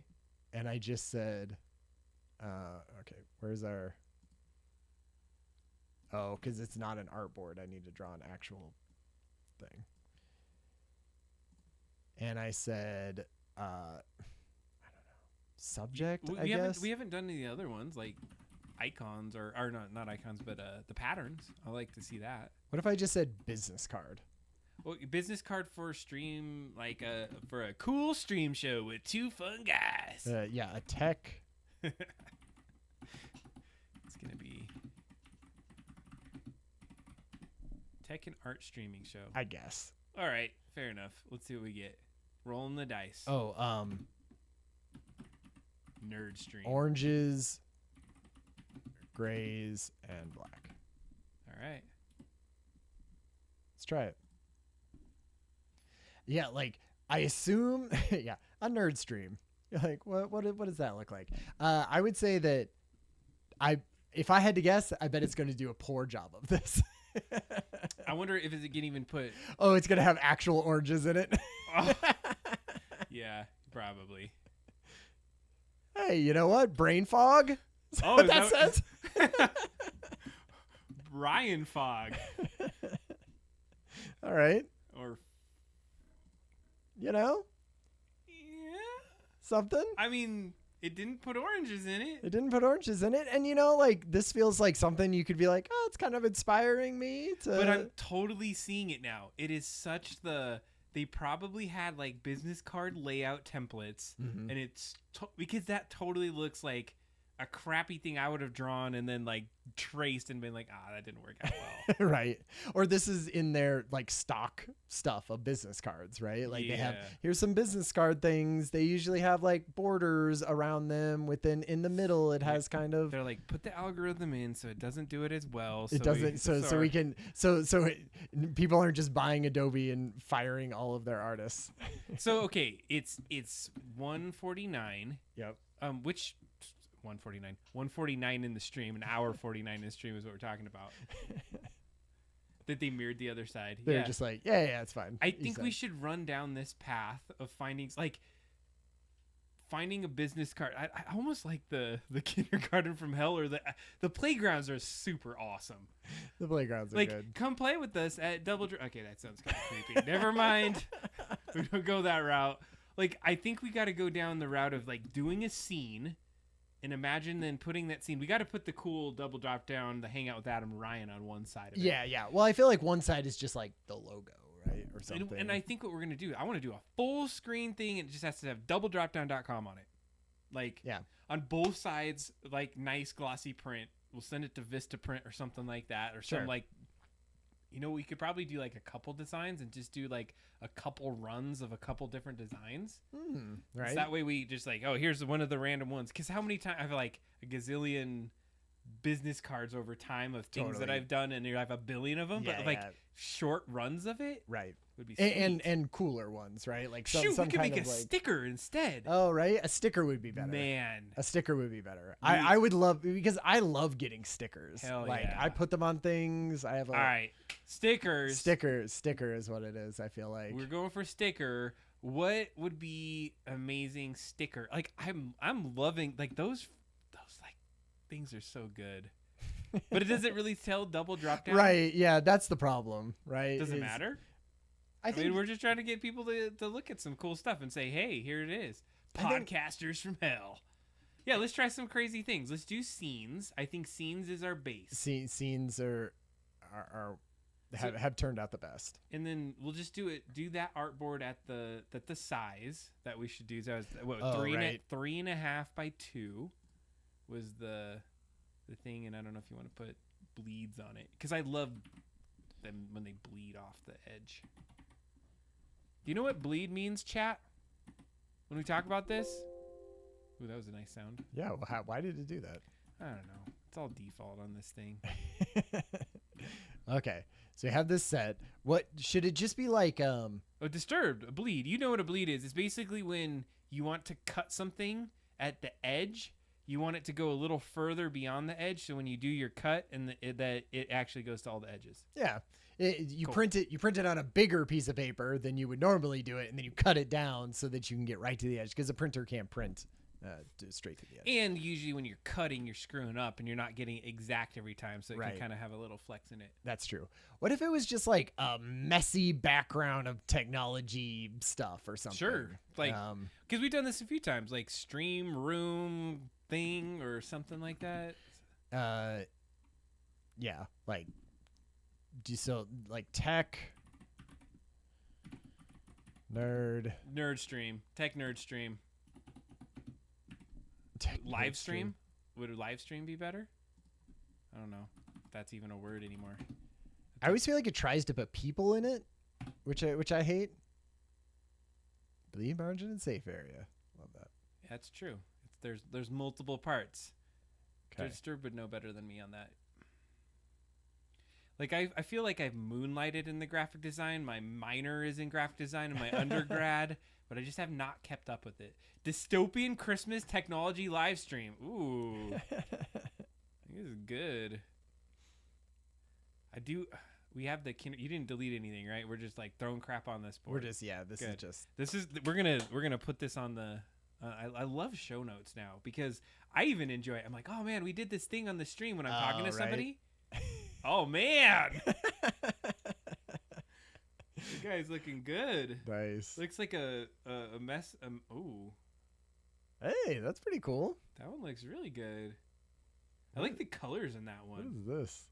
It's like here's his hand with the phone and hand with whatever. That's the bong. Yeah, right. That's not for us. Whoa. I actually like that one too. Oh yeah, that one's good too. I feel like I don't like it when there's people in there because then you're like, oh, is that us? Is that me? Is that you? Oh, it's clearly always me. It's always no. It's true because they always put when you say nerd, they put glasses on them. Oh, that's right. and so then it always looks like Adam. Can you do variants from a variant? I don't know. Like, can I choose this one and then say like? How did you do it before? Did you hit enter or did you hit generate? Yeah, like what if I said like do dystopian no people? Like can we do that? Will it delimiters or what are those parameters? Parameters. You always have to say both just to make sure. You're like, right, yeah. One of those. A perimeter is the thing around it. Let's I'll see be here. interested if it like keeps this. I guess I should have chosen the style of it beforehand. Adobe. What Firefly? Yeah, it's just like, hey, you want some abstract crap that doesn't have any people in it? Here you go. Yeah, it just didn't know people. No people. You're like, forget it. All right. Yeah.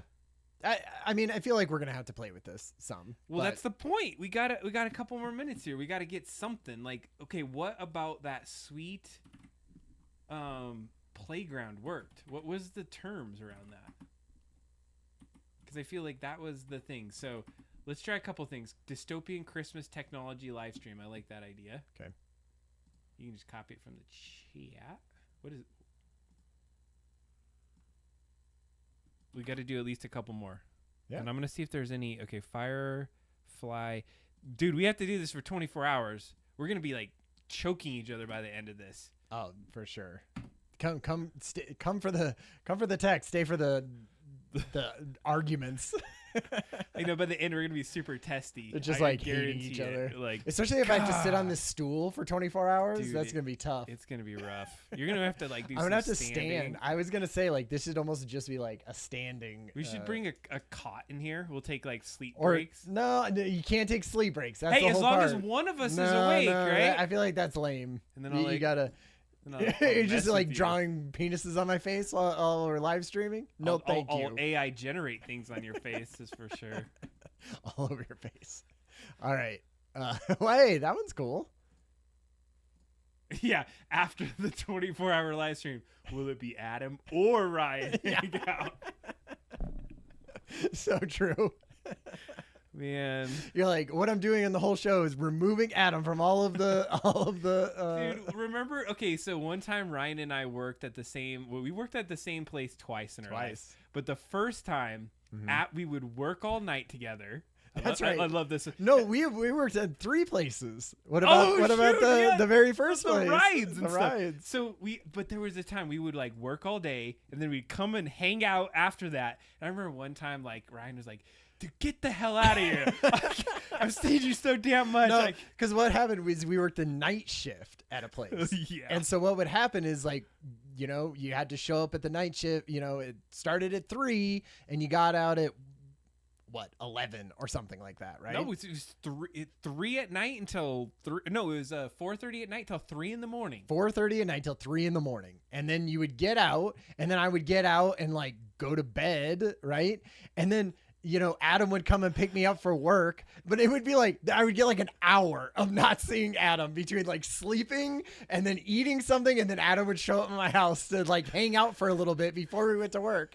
And after a week of that, I was like, get out of here, Adam. Like, what are you doing here all the time? And then we had a year, like, I think we had a couple things where we didn't even talk to each other for a year. Yeah. I think for like a full or 2 or 3 years, we were like, no, you do your life. Yeah, you do well, mine. you know, That was during sweet. college and stuff, right? And we were in different But states. then when you would come back, what we call it, like coming back to Earth, or Well, we would call it anyone would have to go back to where they were like, we would call it our last night on Earth, which was like the last night of hanging out and doing things before we went off to our separate, like, you know, colleges or lives or whatever. But it was always the last night on Earth. These are good. I like this one. I'm just thinking like business card or sticker. Like what would you put on something? I love the designs. I think this could even go for some of the work that we've already been doing. Oh yeah, right. Especially for the board game. So here's what I would say. There's your prompt. Last night on Earth. Nice. That would be good. I would say that like if we're gonna do a sticker, you almost have to just do the logo or something, right? Like, or you could get, I mean, don't they have places where they would print you like business cards, but you could upload as many versions of the business card as you want? Ooh. Like, and so every business card would be different. And I feel like I no love one ever does that because like, who wants to design a million different business cards? But if you just had a million different pictures on it, and then it's a double drop down on the back, and they're all just crazy different, like, That's what I'm saying. AI designs. Like that would be sweet. Yeah, and it would be great if they were stickers, but like I don't know if they're Generate. gonna. Do the Last Night on Earth. I think that would be sweet. We'll start with that one. But I think we got a good direction here. So you're gonna get some of these. We'll hand them out. Have you heard of sticker drops before? Are you familiar with this concept? No. So it's a thing where you print short runs of stickers, and then you advertise, hey, sticker drop, I want to be at this location, and you hand out those sticker drops, and people try to collect them all. Oh, nice. I could see that. Like it could be a thing. Totally. I like at a bar or something, right? We're just like hanging out. You're like, all right, we're gonna do sticker drops just up and down the I-25 corridor here. Oh, that looks beautiful. I love that. Yeah, it has like. Is it like crashing into something? It looks like it's like. Oh, is that what it's doing? Yeah. Is it stickerdropdown.com? Love it. Is that available? Sticker drop down. You'd always have to give 2 stickers because it's a double drop down. Oh, nice. Yeah, I think it is. I think it's saying the last night on Earth is it crashing into something. Crashing into a much bigger planet. Into an even bigger Earth. Yeah, this one's about to crash into. This feels like this would be like a puzzle from the 80s. All good things. My favorite ones thus far have been the freaking playground for whatever reason. What did we say for that? Not that one, but those ones. Those are so good. Yeah, I wonder if does it tell you what they were? Wait, don't click on that one. Dupe it because it always changes it. Good result. Day of the Dead Playground. All right, Control Z whatever you just did because it was a beautiful color. There you go. Okay. Day of the Dead Playground. And that's what I feel like you would just come up with for the car. It would just be like stuff in that vibe, of like tech and art and 3D printing and all of that. Like, what does a 3D printer look like? Day of the Dead Playground. It was easy things. That's why. I'm trying to think why it would have done that. Like, Day of the Dead has a lot of art with it. Playgrounds are pretty evident. Yeah. Like, it's like, you got to be almost simple with it. Day of the Dead 3D printer. Fair enough. Let's do it. Like, Day of the Dead seems to be working. Like, it's like, great. Not so great. Yeah. Great. Actually, it's been pretty bad going. It's very hit and miss, right? I mean, just like... Well, what do you think, everyone? Like, are you going to want to look at all these kind of images in the future? Because this is what we're seeing. Like, yeah, it's coming. Don't worry.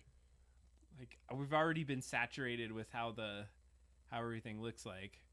Yeah, did I tell you so I was using it at work? Ooh, that one's so good. I love that. I don't understand where it's 3D printing that, I guess, but... It's a 3D printed thing. That first one was so good. I love the depth of that first one. That one's really good, too. Oh, man, I love the shadow work on it. Yeah, that's cool. That looks so good. Yeah, and then, like, red from this side, and it even, like, put a little background on it. Yeah, because it's clearly taken from something. Like, okay, I like the teeth are a little wonk on that one, but there's like 3 layers of teeth. Yeah, that's all right. All right, grab that. I don't know. At least the first and the second. The middle one was like, nah. Because I just don't know if I'm gonna lose all this stuff. But like, what if we recolored this? Yeah, I think that third one was the best for sure.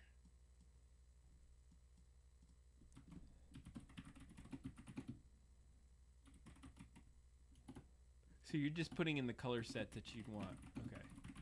That's how the recolor works? Yeah. Like, or you can just choose from any of their little... So then it looked like you had the little color panel and you can choose. Ooh, those are good. Man, I can start seeing like how if you played with it a lot. Yeah. Start getting into it. Well, and imagine like, oranges and grays and blacks. If that's our color scheme, right? You would just be building things and you'd be like, okay, now put it into this color scheme. Yeah, they look good. Well, let's keep this as a pause right here because I think we did some really cool things. Yeah. Save the heck out of this. So maybe this is a project for the 24-hour. Yeah. And we keep doing this. But what we're going to have to do is like, we're going to have to settle. And I think this is going to be the problem is they're going to be like, oh, that's not 100%, but maybe we should do it. Like, I honestly, at this point, Spider-Man unlocks in 2 minutes. That's right. You go and enjoy that game. I heard it's really good. Yeah, I did. I also heard it was good. Actually, I hooked up a PlayStation 4 to play it a little bit. Later. You could do a PlayStation 4 version? No. I played the PlayStation 4 version because I knew the new one was coming out. Oh, I see. Oh, okay. Spider-Man. Spider-Man 1. Yeah. The first one. My son played it on PC because they have it on PC too. I am going to make my vote because if we're going to do multiple, I want one of this sweet playground. Yeah. I want it to say double drop down on this playground. It's too cool. It doesn't make any sense though. It doesn't need to make no sense. It doesn't mean to make any sense at all. It's just a sweet thing. It's just a sweet like they're like, so do you do kids things but like with skulls? You're like, yeah, that's what I want. Come on, check it out. I want to see how you can change the aspect because that would be sweet if you could do that. you have the transform, but there's not like you can't like how okay, recolor. What was show properties panel? That's just this. Okay. Reset bar, share feedback, recolor. So it's all the stuff. You really can't do much. Yeah. Yeah, I mean, it's still, There you go. yeah, perfect. Perfect business cards. He's squashing and stretching. All right, I'm going to save this guy. So check that guy out in the show notes because that was going to be a fun one to look at. Yeah. Man, that is actually more fun than I expected it to be. Yeah. To be honest with you. Me too. Because when I was playing with it today, maybe I was trying to be too prescriptive with it. I think I was trying to be like, I need this specific thing, and it was not doing a good job. And all I could see was like, this is just raster that you vectorize. You're like, and you're passing it off as you're like, we're doing vector. And do we have the article up? Still, maybe it was. I feel like none of them look like that because that looks like vector art that somebody like created. Like, see how simple it is. Yeah, but look at the thing. I think they compiled it, like I was saying. Oh, like they did a background and then they were like, now do this object in front of the background. I think they just layered it out. Well, because I did that, so they give you a background just like this. What did it say? Models let you. Okay, it just tells you about what it did. And so they give you this, and so I went put a dune buggy there, where they put Viking guy or whatever, and I said put a dune buggy in that scene. And it was okay. It did the right colors, and it was sort of the right thing, but it did not look amazing like this guy. Probably did a bunch of them. Totally, they did 500 All right. of them. Before we lose anybody else, need some help here. I'm gonna skip to this one. Okay. AI in the future of humanity. Oh man, that is Jesus. That is the name of it. And what is our thing? We go down the philosophical rabbit hole every single time. Wow. So this is the great the topic that I will be on a panel for. And what are you looking for? You're looking for. Here, let's just read this. So it's the exponential growth of artificial intelligent technology promises to transform economic, cultural, and political life in the years to come. Come to join the panel of CSU Pueblo faculty and professionals representing a variety of fields as they try to make sense of it all. They will discuss what will work in the labor force look like in the future. So that's a good one. Okay. Will AI disrupt our social relations and patterns of communication? Great questions. Yep. What impact will AI have on politics? Oof. I have been really interested in that. That could be the entire conversation. What role will human-generated art play in the age of AI? We just did some of that. Okay. And will AI destroy humanity, or will it lead us to an era of abundance? And many more. Oh man. So you're gonna have 5 minutes to talk or something like that, right? Like it's so the format of the show is I'll have probably my own little. It's an hour and a half. Okay. Panel, and I think I have one of maybe like 5 or 6 people. All right. So it'll be like us at the front and a bunch of people watching us, and then they're gonna have a moderator ask us questions, and then we'll talk about those questions. But what I need help with is, number one, what should I talk about? Yeah. If you have some insights, because I could talk about anything. We've talked about it so much on there. Sure. That I wanted to tap into kind of what Sam Ebersol was thinking when we had the interview with Sam. He had some really good insights in it. Yep, I could see that. But I just want to hear your insights. That's really where I was at right now. Is are you thinking like to stay within these like set of questions? Maybe you should put the questions back up so people can. Yeah, let me see if I can do it a different way. I have this way where maybe. Oh, you could turn that camera to the right or the. Maybe. Hold on, let me try this. Look at that. Nice. I did something. Perfect. I actually made it for this exact reason, and this is the first time I've ever used it. So it's except that's not you over there. See, look at this. I even had a thing like if we had us on one side. Look at this, Ryan. This is amazing. Oh wait, turn you off. Turn mine off, but yeah, perfect. Look at that. And now it's like the show underneath the show handle. All right, so what we had were these questions. What will work in the labor force look like in the future? Okay. Why don't we just talk about? Well, these? yeah. Well, and I feel like who's the other panel? Do you know who else is kind of like so it's in like the panel? there was a faculty member that's using AI to develop. Well, there's art, but then there's also like ways that they could use the art a little bit different, and so they've been using it through their education parts. And so Okay. there's a couple people. I think there's one that's maybe like kind of anti AI, and they're just like, we need to go and figure out how to police it, and so that we don't have people happening.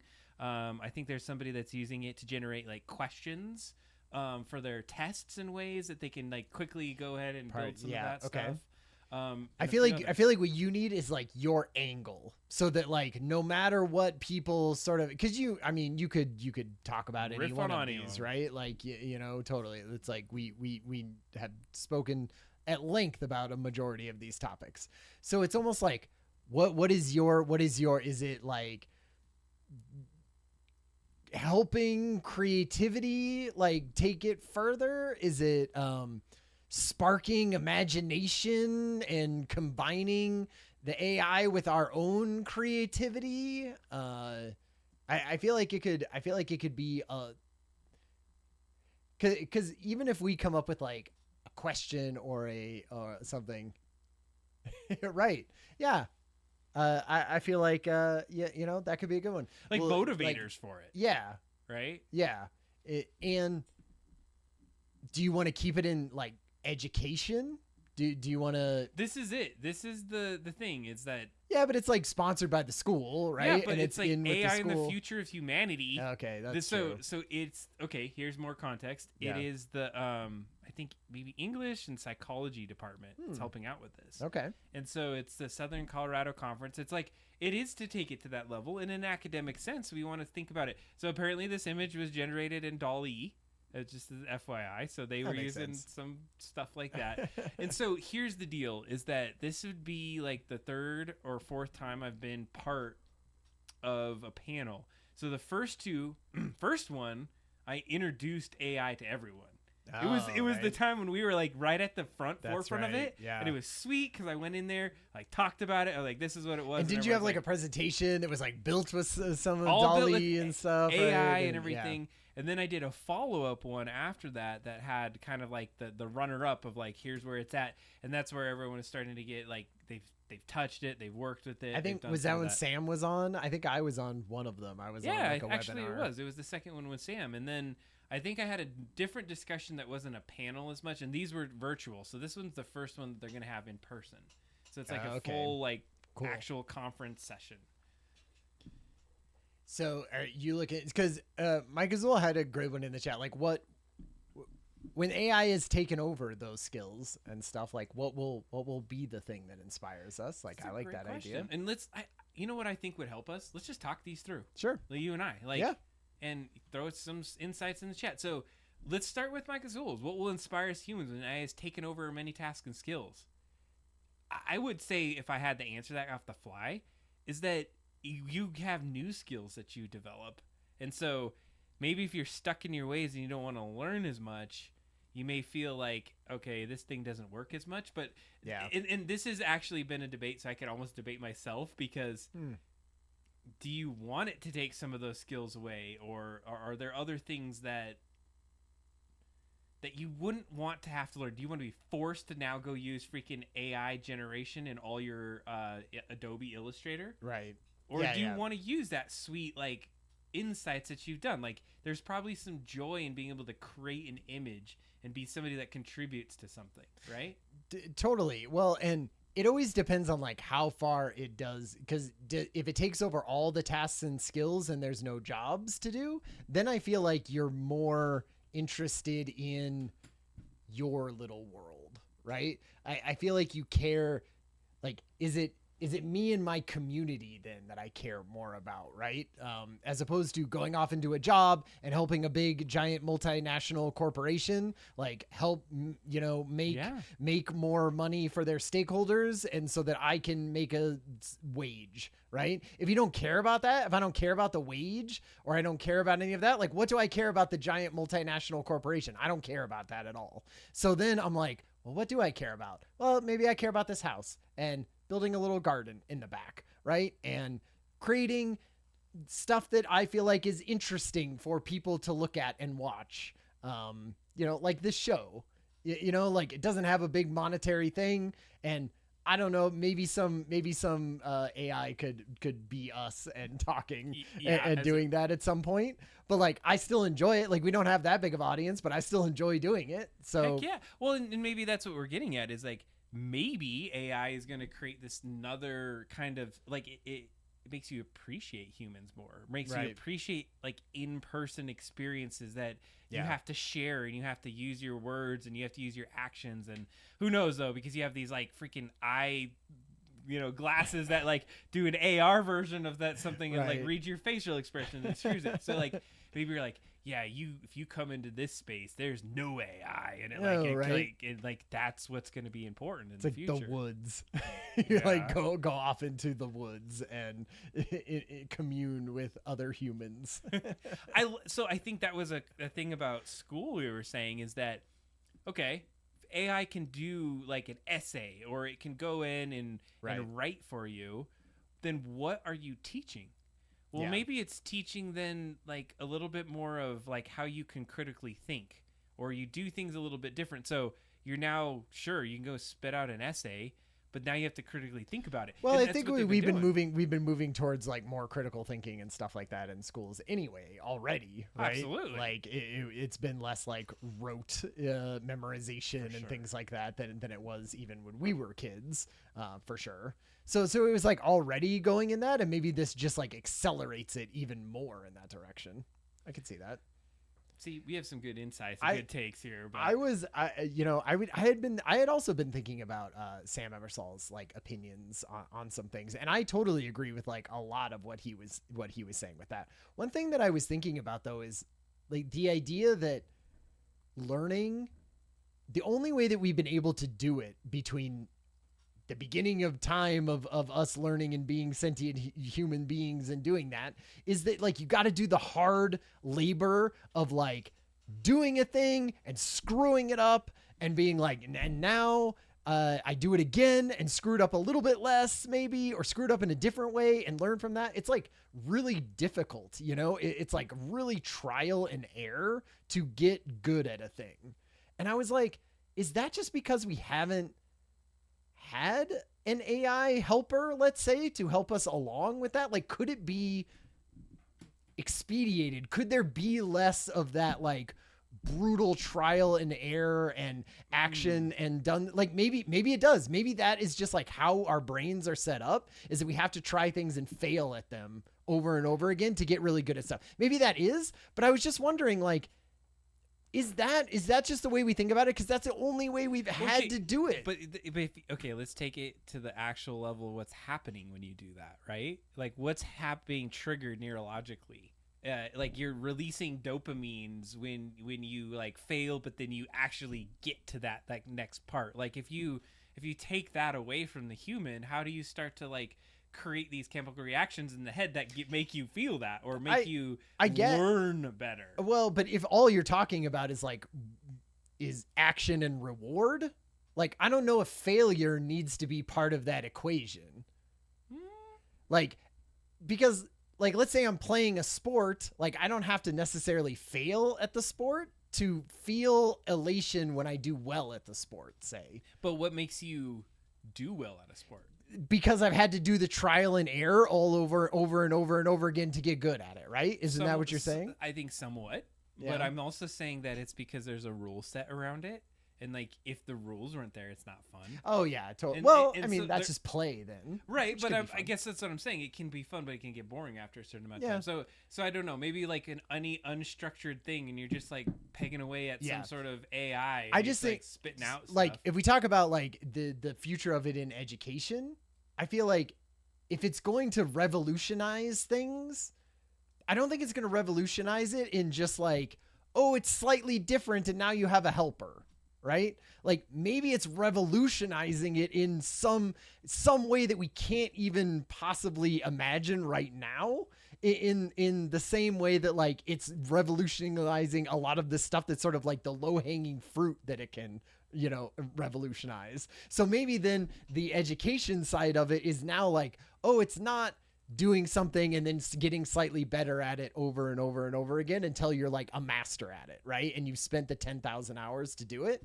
Like maybe it's you do these certain types of projects in certain ways with certain groups of people, and it accelerates that so that like now your brain is like, boom, in that thing that used to take a 4-year degree, I can do it in 1 year because I do it in these very specific ways that the AI has figured out. Like that's how humans figure out things quicker. Well, in agree. I think that's what we're doing is we're like, we talked about it earlier, the exponential upswing of like Right. things that are happening is we've maybe reached a point in our evolution so that we can't push our brain as harder or faster and then we can, and now the only way to do it is augment it with some other kind of like and that's the Ray Kurzweil thing of it, like the that futurist he's always like, we got to meld ourselves with the computers. That's the only way we're gonna survive, right? Like an AI revolution, and not just have AI take over, is to be like, we meld with it, and we make ourselves better by incorporating it into our entire physiological being, which I think is neat. So there's a future of humanity. I mean, right. But then if you want to take it to the bullet point about what are the impact on politics. So if you are in a point of, and so we can go into like now politics, but if you want to think about it in a broader, bigger sense, like what has been something that's happened throughout the history of time is war. Sure. It's about fighting. It's about conflict. And so AI, there's people that are already thinking it's this magic and it's taking over things. And there's others that are maybe like us a little that can see the good potentials in it. And so when you even think about it politically, it's going to probably get pretty damn polarized. Right. And so if we were all embracing it as this like way to grow, maybe we have this other way to go. Because I was going to ask this earlier. The hell's the point? What are we all trying to do?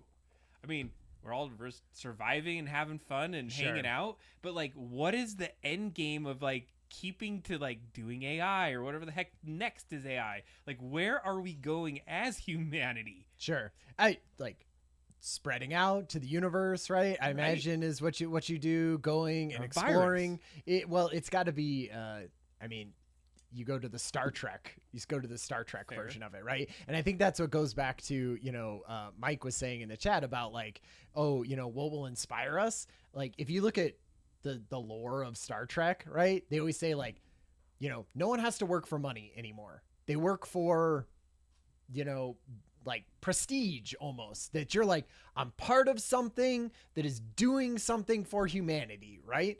But like, in the stuff that they've written in the background that they don't talk about in the show is that like, think of all the people on Earth. Not everyone is working for the Star Fleet, right? Right.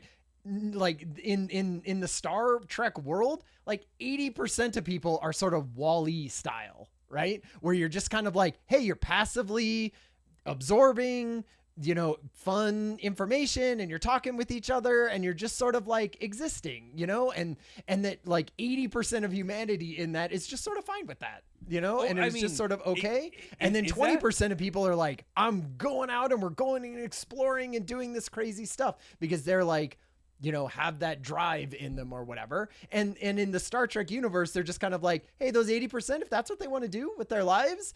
And is that what it is? Because like, I would even think like, there's still got to be this layer of like people that just are the have-nots, and there's things that are, and that's what the have-nots do, right? Is they just sort of, and like entertainment is created for them, and food is plentiful, and they can sort of make things out of this, and there's laws and stuff to keep you from doing things, but you just kind of like exist. And so in our trajectory of humanity, it's the Star Trek. It's the Star Trek one, I think, because at some point you're like, if all of your needs are taken care of and you have a replicator and you just want to like passively watch Netflix and eat and hang out with your family and grow your little garden in the backyard and have solar power all of those things, like more power to you, I guess. Well, like that's fine. It's just surviving as humanity. Well, and it's sort of like when you talk about what inspires you, if the thing that inspires me is my 3 houses around me that have my family and my stuff, and that's what I want to do with my entire life, like I don't want to go to you and say, no, you should be a Starfleet captain. Like that's what you should be aiming for your entire life. Like, I don't know. And I love that perspective. And like, I think, there could be a more different perspective, especially with AI. Like, and I keep saying this one too. Yeah, it could be Idiocracy. Like the line between Idiocracy and Star Trek, razor thin. Well, in what's I keep thinking this, like, look at the voice cloning, look at the ability to like scan yourself and be in an NBA game. Like, is the point of humanity? And this, I'm going back to my point of like, what is our end game? Is it just to like take all of the stuff that we've collectively learned as individuals over time and being able to collect and now like document and put it into something that becomes like the one entity that has all information, right? And Oracle, the what do you call it, the singularity, right? Like, it becomes like the whole idea is that we are trying to survive as humanity, but survival ends up all coming into one thing. Right. I don't know. I'm just saying, like, it feels like if you could take all of the stuff and how much data is being online right now, and we're using AI to look at it and be trained on that data, at what point does it start to become that sentient part, or start thinking at least to the levels that we can? Yeah. I don't know. I think it's coming up. I think that's coming up quick.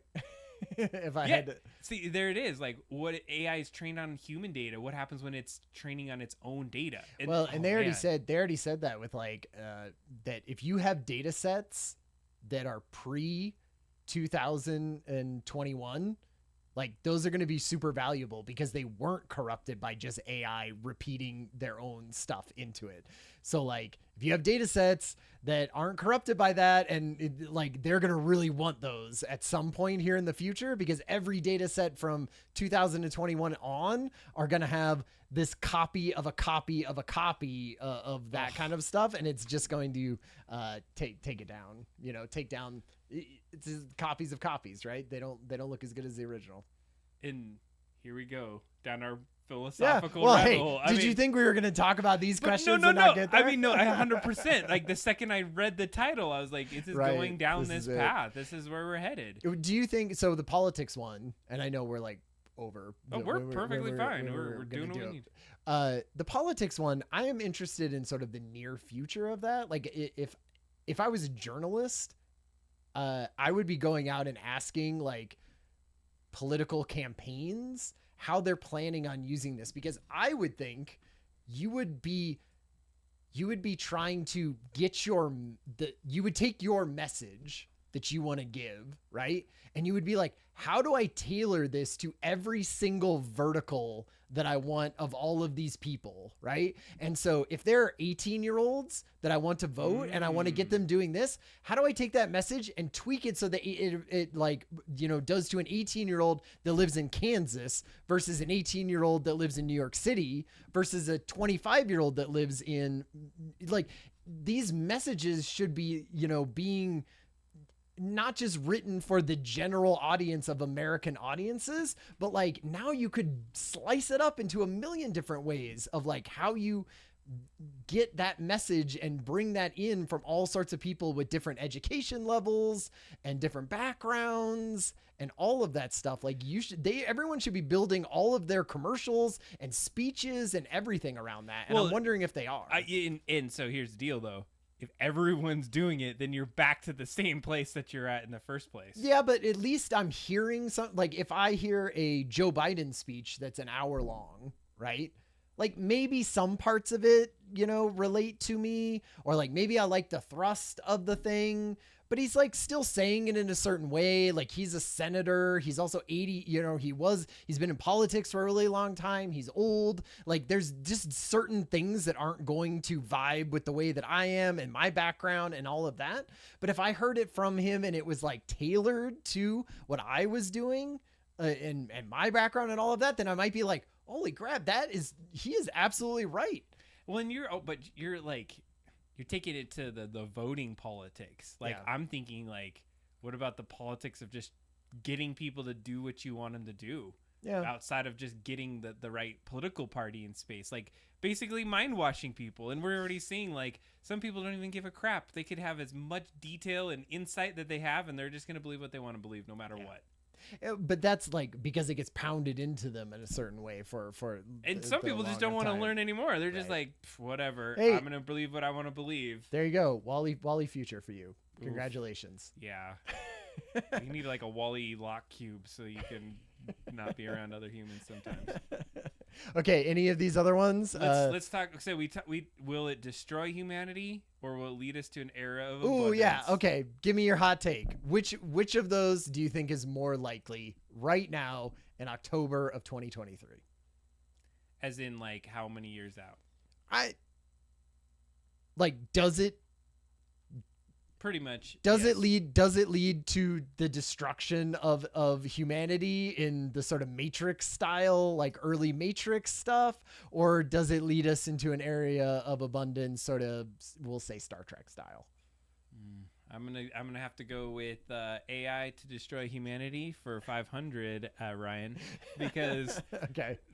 I think what I see is, and maybe I'm being too realist here, is that it's so hard for us to understand and agree as humans. Like, again, going back to what I said earlier, we've built humanity on conflict.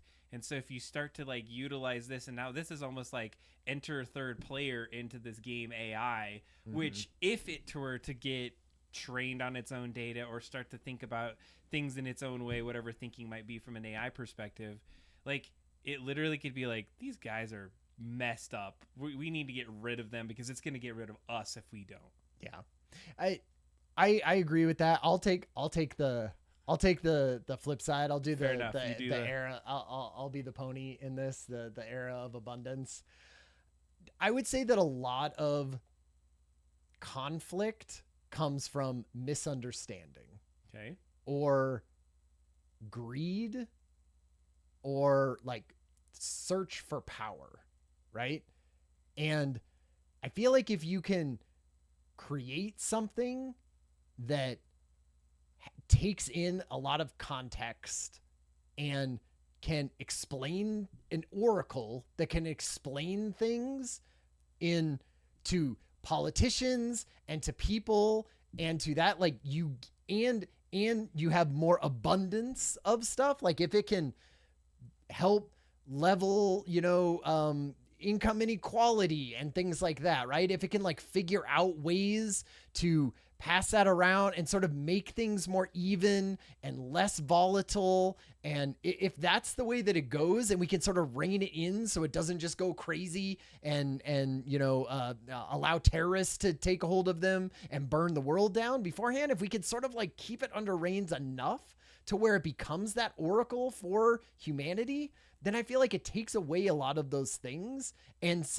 maybe helps us focus that energy that we have on something like exploring the universe or something. That's where you get to the Star Trek like version of this, right? Where you go, hey, instead of fighting with each other and being mad about like who lives here and who, and where this religion started, and that this person has a bunch of money and I have no money and I'm never going to get any like further in my life, and so I need to rob this person or do that. If it can sort of like flatten that curve out a little bit and then be like, and let's focus our attention on this thing that we can do that is crazy and hard and awesome and do this. I feel like that just takes down a lot of that like conflict that leads to all of this destroying of humanity.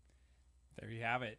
Destroy abundance. Or abundance. I mean, I feel like I could counterpoint that, sure, but I don't want to at this point, because like there's just so much that we got to think about. Because if an AI could do those kinds of things, like it's like, is that the thing that it would solve? Like, do people want to just be assholes because they want to be assholes? Like, that's what makes them feel better, is that they have to be better than other people. So yeah, this oracle is not gonna like, it may build the equality, but is it gonna really make you feel like what you want to feel? Is or what I'm getting at. Yeah, and maybe it figures that out, right? It goes, man, you're never gonna change humanity. So I'm gonna come up with an amazing game that pits people against each other, and in this gladiatorial like maybe it just comes up with what we need as humanity to like be jerks and dicks to each other and like but move on from that or something, right? And it goes like, great,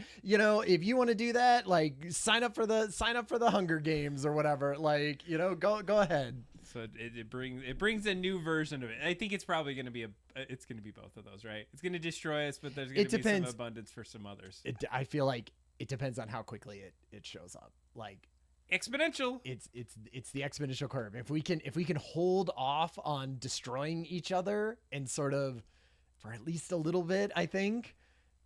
Then I think it will get so smart and have so much context of everything that is happening in the world that you just build a server for it on the moon and you go, great, here's all the computing power and everything that we could possibly have, and amazing. Figure out everything that we need to be a successful like society at this point and like direct us like a god.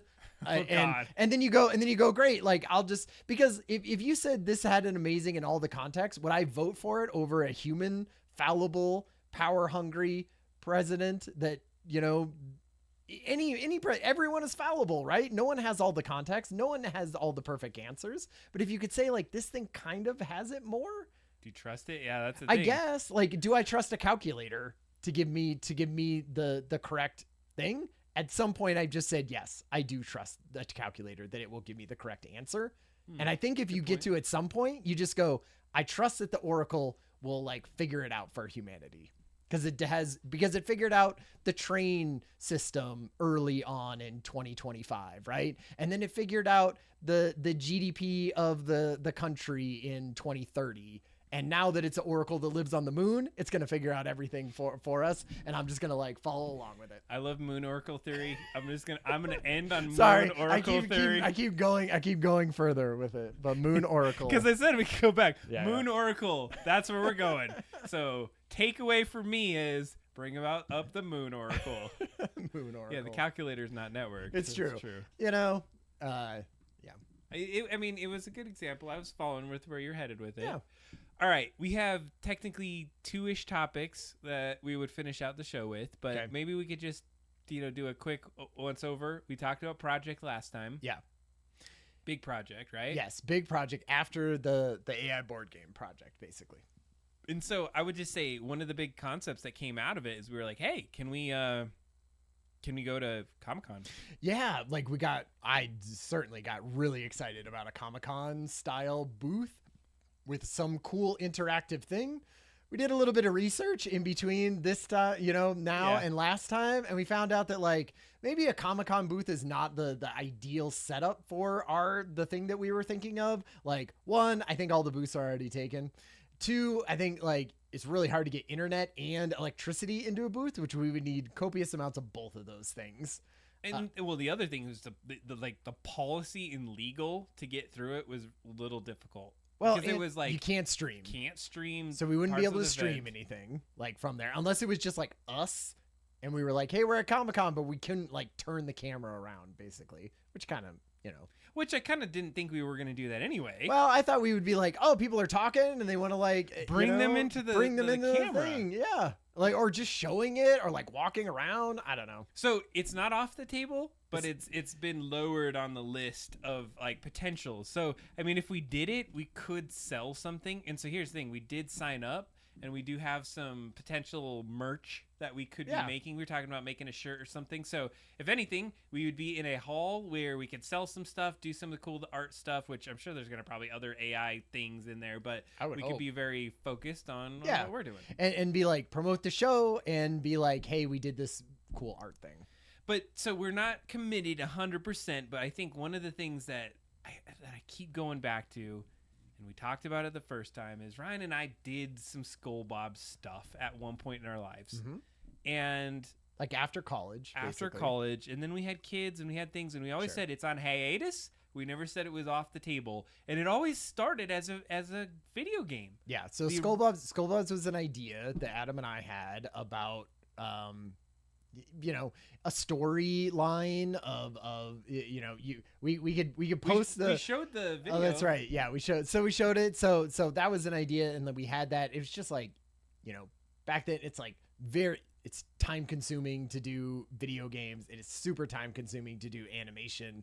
and we just at some point had kids and couldn't we had dedicate put the time. years into it, years of our lives, but I think it helped develop our creative skills. Totally. It helped us just like understand things. I got different. jobs off of it. Like I got an animation, teaching job from knowing Flash, like from how well that we had to figure out Adobe Flash. At the time. I learned JavaScript because it was based off of ActionScript that came out of Flash. So it's like it wasn't all for naught, but we never finished the project. Yeah, we had a working-ish kind of Flash game. Episode 0, and we started with the game, if you remember. That's right. And then we said, all right, that's not going to work. So then we went over to said we're going to make some episodes, and we even had it to like 6 or 7 episodes. Yeah, like scripted. And then we ended up getting all the I had to build the framework essentially to where we could make it like there was cameras in there, like that. It was way before there was like 3D cameras in all of those programs. But so what it was is we were thinking that could be a fun like thing to go back to. Wait, there was a good question. What's the significance of the apostrophe in Skull Bobs? You put it in the Discord, but the apostrophe, as in like because there's a guy named Bob, right? It's Skull Bob's Tavern, was the sign or whatever. So it was always like Skull Bob's something underneath it. Yeah, and it was the original Explorer was because like now you're making so it was Robert Decker. Remember? Robert Decker. So Robert Decker being Bob, yep, he's the one that opened the tavern. So we could go into the whole lore because there is lore there. So it's like that. Maybe the fun thing would be is that we have a background and sort of a lore set to that, and then we could like build a game with AI assets and sort of a templated game like platform. And I think build it easier than we ever could than when we were trying to do that 20 years ago. I think this is the cool part of it is that when we were trying to make our own IP, we were like all in at doing it like our own way, our own story, our own everything. I think there's a great opportunity for us to say, all right, let's take the original concept, the characters, the story, but then weave it into real things that are happening right now. I love the concept of that. And then being able to kind of build out the storyline, and then you could put little episodes out still if we wanted to, and the little games with it. So that's growing on my list because you could build a bunch of things around the idea of it. Shit, you could even make a cool art piece out of that. You can do all of it. Do all of it. We're gonna do all of it. All of it. So, but then or we just focus on. Because honestly, it does. It you could like, let's work a little bit on the game part. Let's look a little bit on this other part. Sure, so that's true. As I talk it out, right? Yeah. Well, and so I think during the 24-hour stream, we'll probably work on some of that, right? And I don't know how much you want to do like pre-work with any of it, where if you're like, are we going to figure out on the stream, here's what platform we're going to use to create it, and here's how we're going to build, or like figure that stuff out beforehand? 24 hours. We were just here for 2 hours and 43 minutes. 43 minutes. We have another 22 to do this. 12 times that long. So we're going to just be having to sit here, and I think that this is going to be a journey for us to go ahead and do that. Like talking for 24 hours straight. I don't think we're going to be able to do it. I think some of it's going to be us playing video games, which will not necessarily be like constant talking, right? It'll be, us playing video games and sort of BSing while we do it. But some of it I think could be like literally us designing things and sort of just quietly like going in and figuring out stuff and trying things and like maybe talking about it a little bit as we're doing it, but not like a constant dialogue. I think what we're saying here is project conversation is done now. We're going to figure something out. We're on the path to figuring it out. And we also love the concept of doing mini projects, just like we did tonight. Right. We didn't finish the business card, but we got a good start for it. You'll get to see a version of that when it's done. But what other things should we do on the stream? So we had some things at the beginning. So Jackbox was the thing. You put Twitch integrate. To like games with Twitch integration. Okay, so right? games would with be fun with that. So I had finished Halo 5 on Legendary. Ooh, because we haven't we stopped doing those. You know what's a pain in the ass though is that we'd have to have 2 versions of that. Definitely, Would we? Yeah, you can't play them local. There's no local multiplayer. Oh, that's right. I could bring my Xbox, I suppose. So yeah, so the 3D printing, we were gonna 3D print the entire board game. Yeah, like that would be cool. And like that by idea. the end of the show, we would say, "Here you go download the thing for free." Yep. I I'm had gonna put that down. retro games like on the Retron and the Mister, because you have a Retron, right? I do. Yep. Oh, and I got a new game. Nice. What was it the other day? I feel like I want to show it off. I found it at actually an antique shop. Nice. Was it Knight Rider? Knight Rider. I think it was Knight Rider. It's pretty good. It's good artwork. Wait. I just want to make sure. Man, there was a In this one. Mrs. Pac-Man cocktail table at a antique store in downtown Pueblo. I know exactly where that is. Oh, that's awesome. And I was like, I want that. I would love a cocktail table. You know what was Arcade. cool about that one too? Is that it had multiple games. Oh, is it? Was it multiple games? It was like Gattaca or Gallica. Okay, cool. Anyways, okay, we got 3D printing the board game. We're going to play retro games. So maybe you bring... I saw The Quarry was on sale for $15, which is like a scary more like story-based game, sort of like When Dusk Falls that Kathy and I played, sort of like that. Ooh. A little bit, which I thought could be a fun. It's Twitch integrated? I think it does have some Twitch integration. It does. We got to play some Prince of Persia. Oh yeah, that could be cool. There's a new RoboCop game. Brand new. What? There's a Steam demo. What?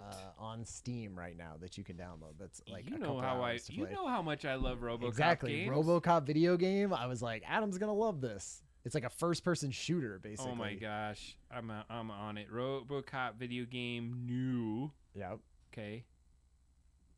We got projects. So we're gonna have to put this list on the. We'll put it on the show Discord. notes. And we should put it on the Discord and have people vote on things or I don't know how to some do of the that, stuff. but Oh, yeah, okay, we'll vote. try that. Yeah, that might be hard. I like how you're like, Adam, we'll just make all these things work. Which I course. probably could, but wait, project work. Man, we need to do something fun. I was thinking about it in a different way. If I could get like a camera in a different room of the house so we can keep streaming. Yeah. Like that would be helpful. Being stuck in this room for 24 hours is going to be rough. Right. But like if we could go outside and have like a little like lunch or something but still be streaming. Or like I feel like we need like a bar cam or something. Yeah. Okay. So for like planning and doing stuff that isn't around the computer. Okay. So we need I have an idea because I have one more port on this thing. One more port. Bar cam +1. Nice. All right, maybe we'll get a bar cam. Yeah, because if we did that right, like where would we sit? Because the cool part of the bar is to be like you're sitting at the bar looking to the bar, not the like. Is it a bartender looking at you, Cam, or are you sitting like which way would you push the camera? Oh yeah, because if it's the opposite way, you're just in a room. Whiskey review. We better do that at the end. You're like, it's gonna be a real short 24 hours. I'm gonna have to like spit it into a bucket. It's 24 hours, or until equipment breaks, until internet goes out, or until you pass out. Yeah, it's just like 22 hours of the stream is just us asleep. All right, I'm putting whiskey review on there. Yeah. How many shots can you take? Just shots for if we raise another $50. See, and that's what we need. We need like yeah, like that's what we need is I love that. What are the rewards? Because I mean, I would like to be like promoting it and doing stuff and trying to get people to like give money towards it, right? And then being like, hey, if if we get up to $100, we're gonna do this thing. We were gonna do our best. I mean, if we get affiliate after this, we have I think one more stream we got to do for a couple more hours, and then we should be up to the ability to get affiliate. Yeah, and then we got to keep that up. Totally. You can't just lose it, right? too. Yeah, so yeah. we got to keep it rolling. Totally. But if we get affiliate, we might be able to do some of those rewards because one of the things of affiliate is you get that extra layer of fun stuff you could do. Totally. Oh, like if there are retro games that you were thinking, like I would love to like play 2-player retro games. Like, you know, I have retro show and tell. every game in history I have basically. Dude, so maybe that's a good point. It's that I've collected shit for years and I just like could pull out random things. And we'll just talk about them. And one thing we could do that I just thought about that, so thanks for that kind of reminder, is my grandfather was kind of like me in a hoarder style, but he used to record radio. Really? Yeah, and so I have a bunch of cassette tapes that are sitting in this closet that he's recorded, and he's long past. Sure. And I have all of these tapes that he's recorded that I've never done anything. We could do some listen sessions on some cool tapes right? that are recorded from radio, from like whenever tapes were like the hot stuff. I love that. That seems like well, and what I would like to do is I don't know how prescriptive we want this whole thing to be, but like having an agenda I feel like would help us, you know, a little bit to be We're like gonna need to do that. You know, hey, the first couple hours are going to be this, and then, you know, another couple hours, and then maybe like, you know, a food break at this point. And are we starting at midnight and going till midnight the next day? So that's how we're going to do it. I feel like when people actually jump onto it, we're going to have like 7 hours of us having no people in the chat, right? From midnight to 7 a.m. Even though I have how you do 24 hours without going at that time frame? I guess. Because we need a day to recover to go back to work and do all this stuff. That's true. But maybe it's like 5 a.m. to 5 a.m. the next Sunday. That'd be tough too. Okay, maybe it's just midnight to midnight. Whatever. We'll figure it out. Midnight to midnight. What I like the idea is if we could script it out so then people would know when to tune in. Yeah. So then we could do some of the gaming maybe because I thought at midnight to there you do the gaming because some people may not want to look at that. Yeah, that's true. Well, and like I will also be telling this to the people that I work with who live in New Zealand. And their times are very different than our times. And that's how I'm going to pitch it, is going to be like, there's going to be times where we're in the middle of the night. And it would be great to have some of you guys when it's noon in New Zealand coming in and helping us when it's 3 a.m. on our side. And we're like, you know, burned out. You know, you made me think of something, is that if we themed this right, like food break reviews. We go like order some food, or Right. Heather said she would bring us food. Nice. And so if we got it, we could be like, all right, let's do a review on this kind of food and talk it through. Like we could have it really in a more organized day kind of fashion. Right. I like that. I like the idea. Man, 24 hours. 24 hours. It's like I'm already feeling like it's getting filled up, but you know, it's a lot of time. A lot of hours. I still think we need more. We're gonna need a lot more. Hot sauce challenge. Okay, we get it to $100. I'm taking the shot of this, you know, hot sauce. Can we order that kit? Isn't there like the hot wings kit? Well, I'm not gonna eat hot wings, but why not?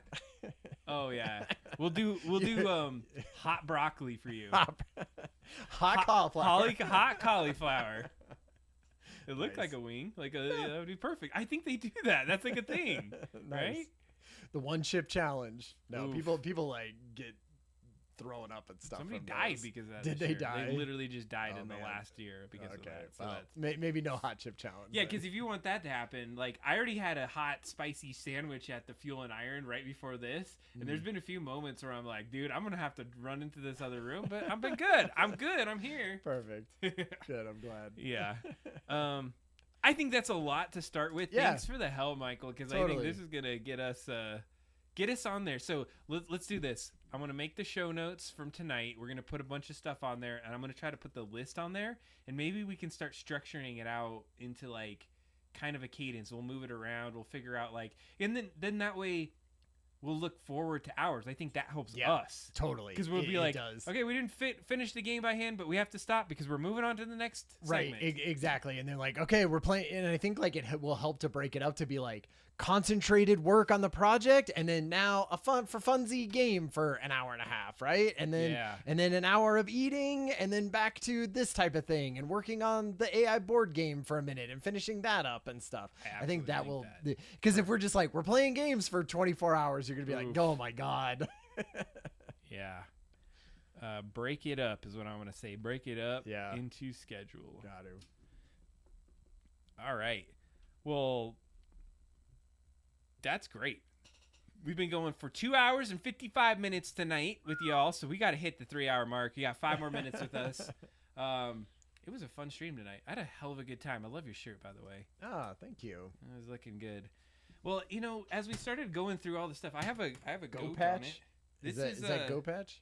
What was this one, Mike? I got this when I was with around Mike. We were in. This was a Texas shirt. Okay. Wait, there's a name on the back of it. What does it say? You're gonna have to pull it down a little bit. Rodeo Goat. Rodeo Goat. They actually had a goat in there. Nice. Barbecue place in Texas. They had some of the best burgers, or really good burgers that I had. At a barbecue place? I feel like it's like usually getting. It was a barbecue with burgers and like barbecue stuff on stuff. It was a fun time. It was a good one. But they had a stuffed goat in there that was like a rodeo goat, I guess. Sure. It was their thing. I mean, there are goats in rodeos, right? He's like, food place. Sorry. And they had some barbecue stuff in there. It definitely did. It was a good one. But in any case, one thing we did a little different tonight is we put ourselves into the talk shows and podcast part. We've been kind of in between just chatting and not, so we're going full podcast with this. Yeah. I also was talking with some folks, and we had some ideas like maybe we can put this out as a podcast as well, because I think we have a lot of good conversation. Yeah. And just put it start to finish. You're not going to see all the stuff, but we talk pretty well, so yeah, be pretty. Or it's worthwhile. Like there's a lot of talking, right? So a lot of chit chatting because you guys can't shut up. It's true. Hell yeah. It was funny. I was talking to Heather about. I was like, "Yeah, did you like that bullhorn DJ thing?" You know, and she's like, "No." Do not do that. Do not do that. You are ruining sound effects. Some sound effects during things is tough. Yeah. Well, I do like the ones where. Me too. I like long form podcasts as well. Like I listen to video game podcasts where they talk for just like 2.5 hours about things, and I just sort of have it on in the background as I do stuff and work on things, and yeah. I want to do another alert right here. Since we were having fun with that, let's show everyone what the alerts look like, just so you can see what this is. This is the kind of stuff we're gonna do. So, this is our account. Hopefully, I'm not showing. Yeah, something. God. And once we have this and we just start making our own, that's when it's gonna be. And you can super fun. You can do that. Yeah. Secret Cabal Gaming Podcast is one of my favorites. Haven't heard of that. Huh. Nice. I will have to check that out too. Well, yeah, because like. That's the fun part of this is that let me see it. Send a test. It makes Adam laugh every time. It's funny. I love it.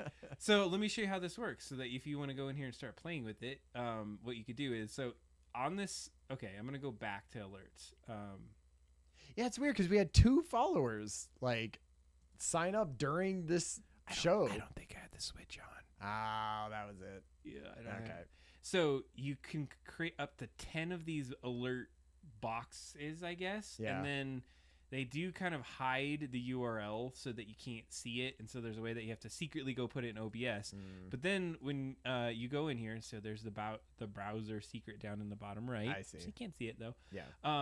Is you'll go to the alerts and then you create new variants of your alerts that you might want to put in here. So you go down here and you can pick like, hey, when a new subscriber does exactly 1 month, you can then do this. So let's just do new follower. We'll just let's do the cheering because that one's fun.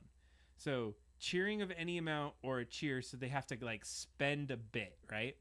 Yeah. So you see that's the animation. So when you click on it on the left, You go to this right-hand side, and this is where you could geek out on it, and I'm really excited to show you. Yeah. Is you have all of these different things that you can work on. So first of all, you got your general settings, what you want to call it, some details of the things, see. how many bits that it's going to take to get this, and how long it potentially could go. Yeah.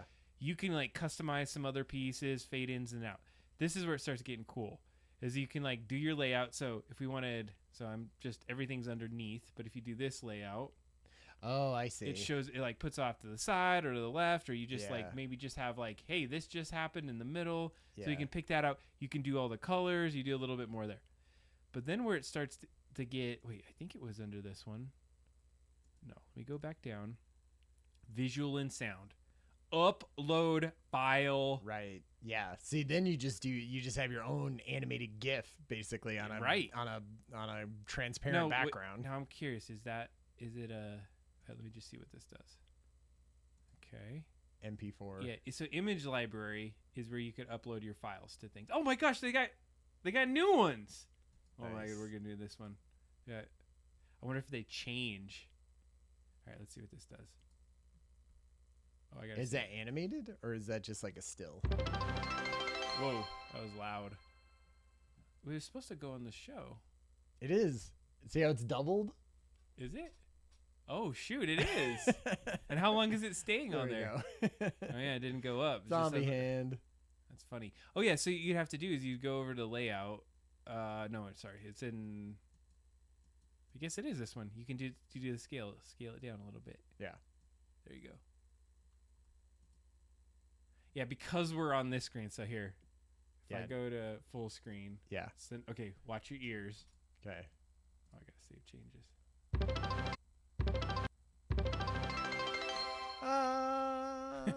I pushed that button 3 times. I was like, stop, Adam, stop. No, I think what's cool about it is so you have this whole toolkit that you can go and do all these things. Oh yeah, that will be fun because then we could just make them, out of whatever we want and change them all into things. It's why it would be great to have this ready for the 24-hour stream. If we could do that, it might be default stuff at that point, but at least it would be kind of set up. You're not seeing any bits, are you, Michael? Because I don't think we're at that affiliate level yet. So we have to set some other stuff up to make sure bits come in and do all that kind of stuff. So I was going to say I started setting this up just to learn because if we want this for the 24-hour stream, we have to know how the heck this works. Right, yeah. So exactly. I think you need to maybe go look and you see, because I think you would be really good at figuring out like, oh, I got this sweet little animation I can go in here. Totally. You could do some cool ones. Yeah. But look at that. Yeah, because we already did some. Nice. we already made some animations and things like that for around the logo and everything. Anyways, we appreciate you hanging out with us. We had so many different folks in there, Disturbed, and of course, Michael, you've been a killer on this. Thank you so much for hanging out. Yeah, MVP for sure. When we get to affiliate, you have roles and stuff. You're definitely in a promotion role for sure. I don't know what roles they have, but I don't know. You have like mod roles and other kind of cool stuff you could do. So we're gonna be working. I remember H.E. Higley was in the chat. What else did we have? Beakful. Be careful. Be careful. Yeah. And we had like up to 6 or 7 people that were watching. Yeah. So whoever was hanging out with us, Totally. Thanks for hanging out. It's always good to be on the Hangout. We will see you next time. So next time, I think it's going to be a special show because it's going to be prep for the 24-hour. Yeah, because it's right before. So it's like the Thursday, and then literally the next Friday night will be when we start. So stay tuned because I think we're going to do a lot of like pre-setup. It might be a little bit of a shorter show, maybe 2 hours, but get us ready for the full-on 24-hour. I'm excited. We should be good to go. I'm excited. All right, y'all. Have a good one. Yay. We'll see ya. Peace. Have a good Friday.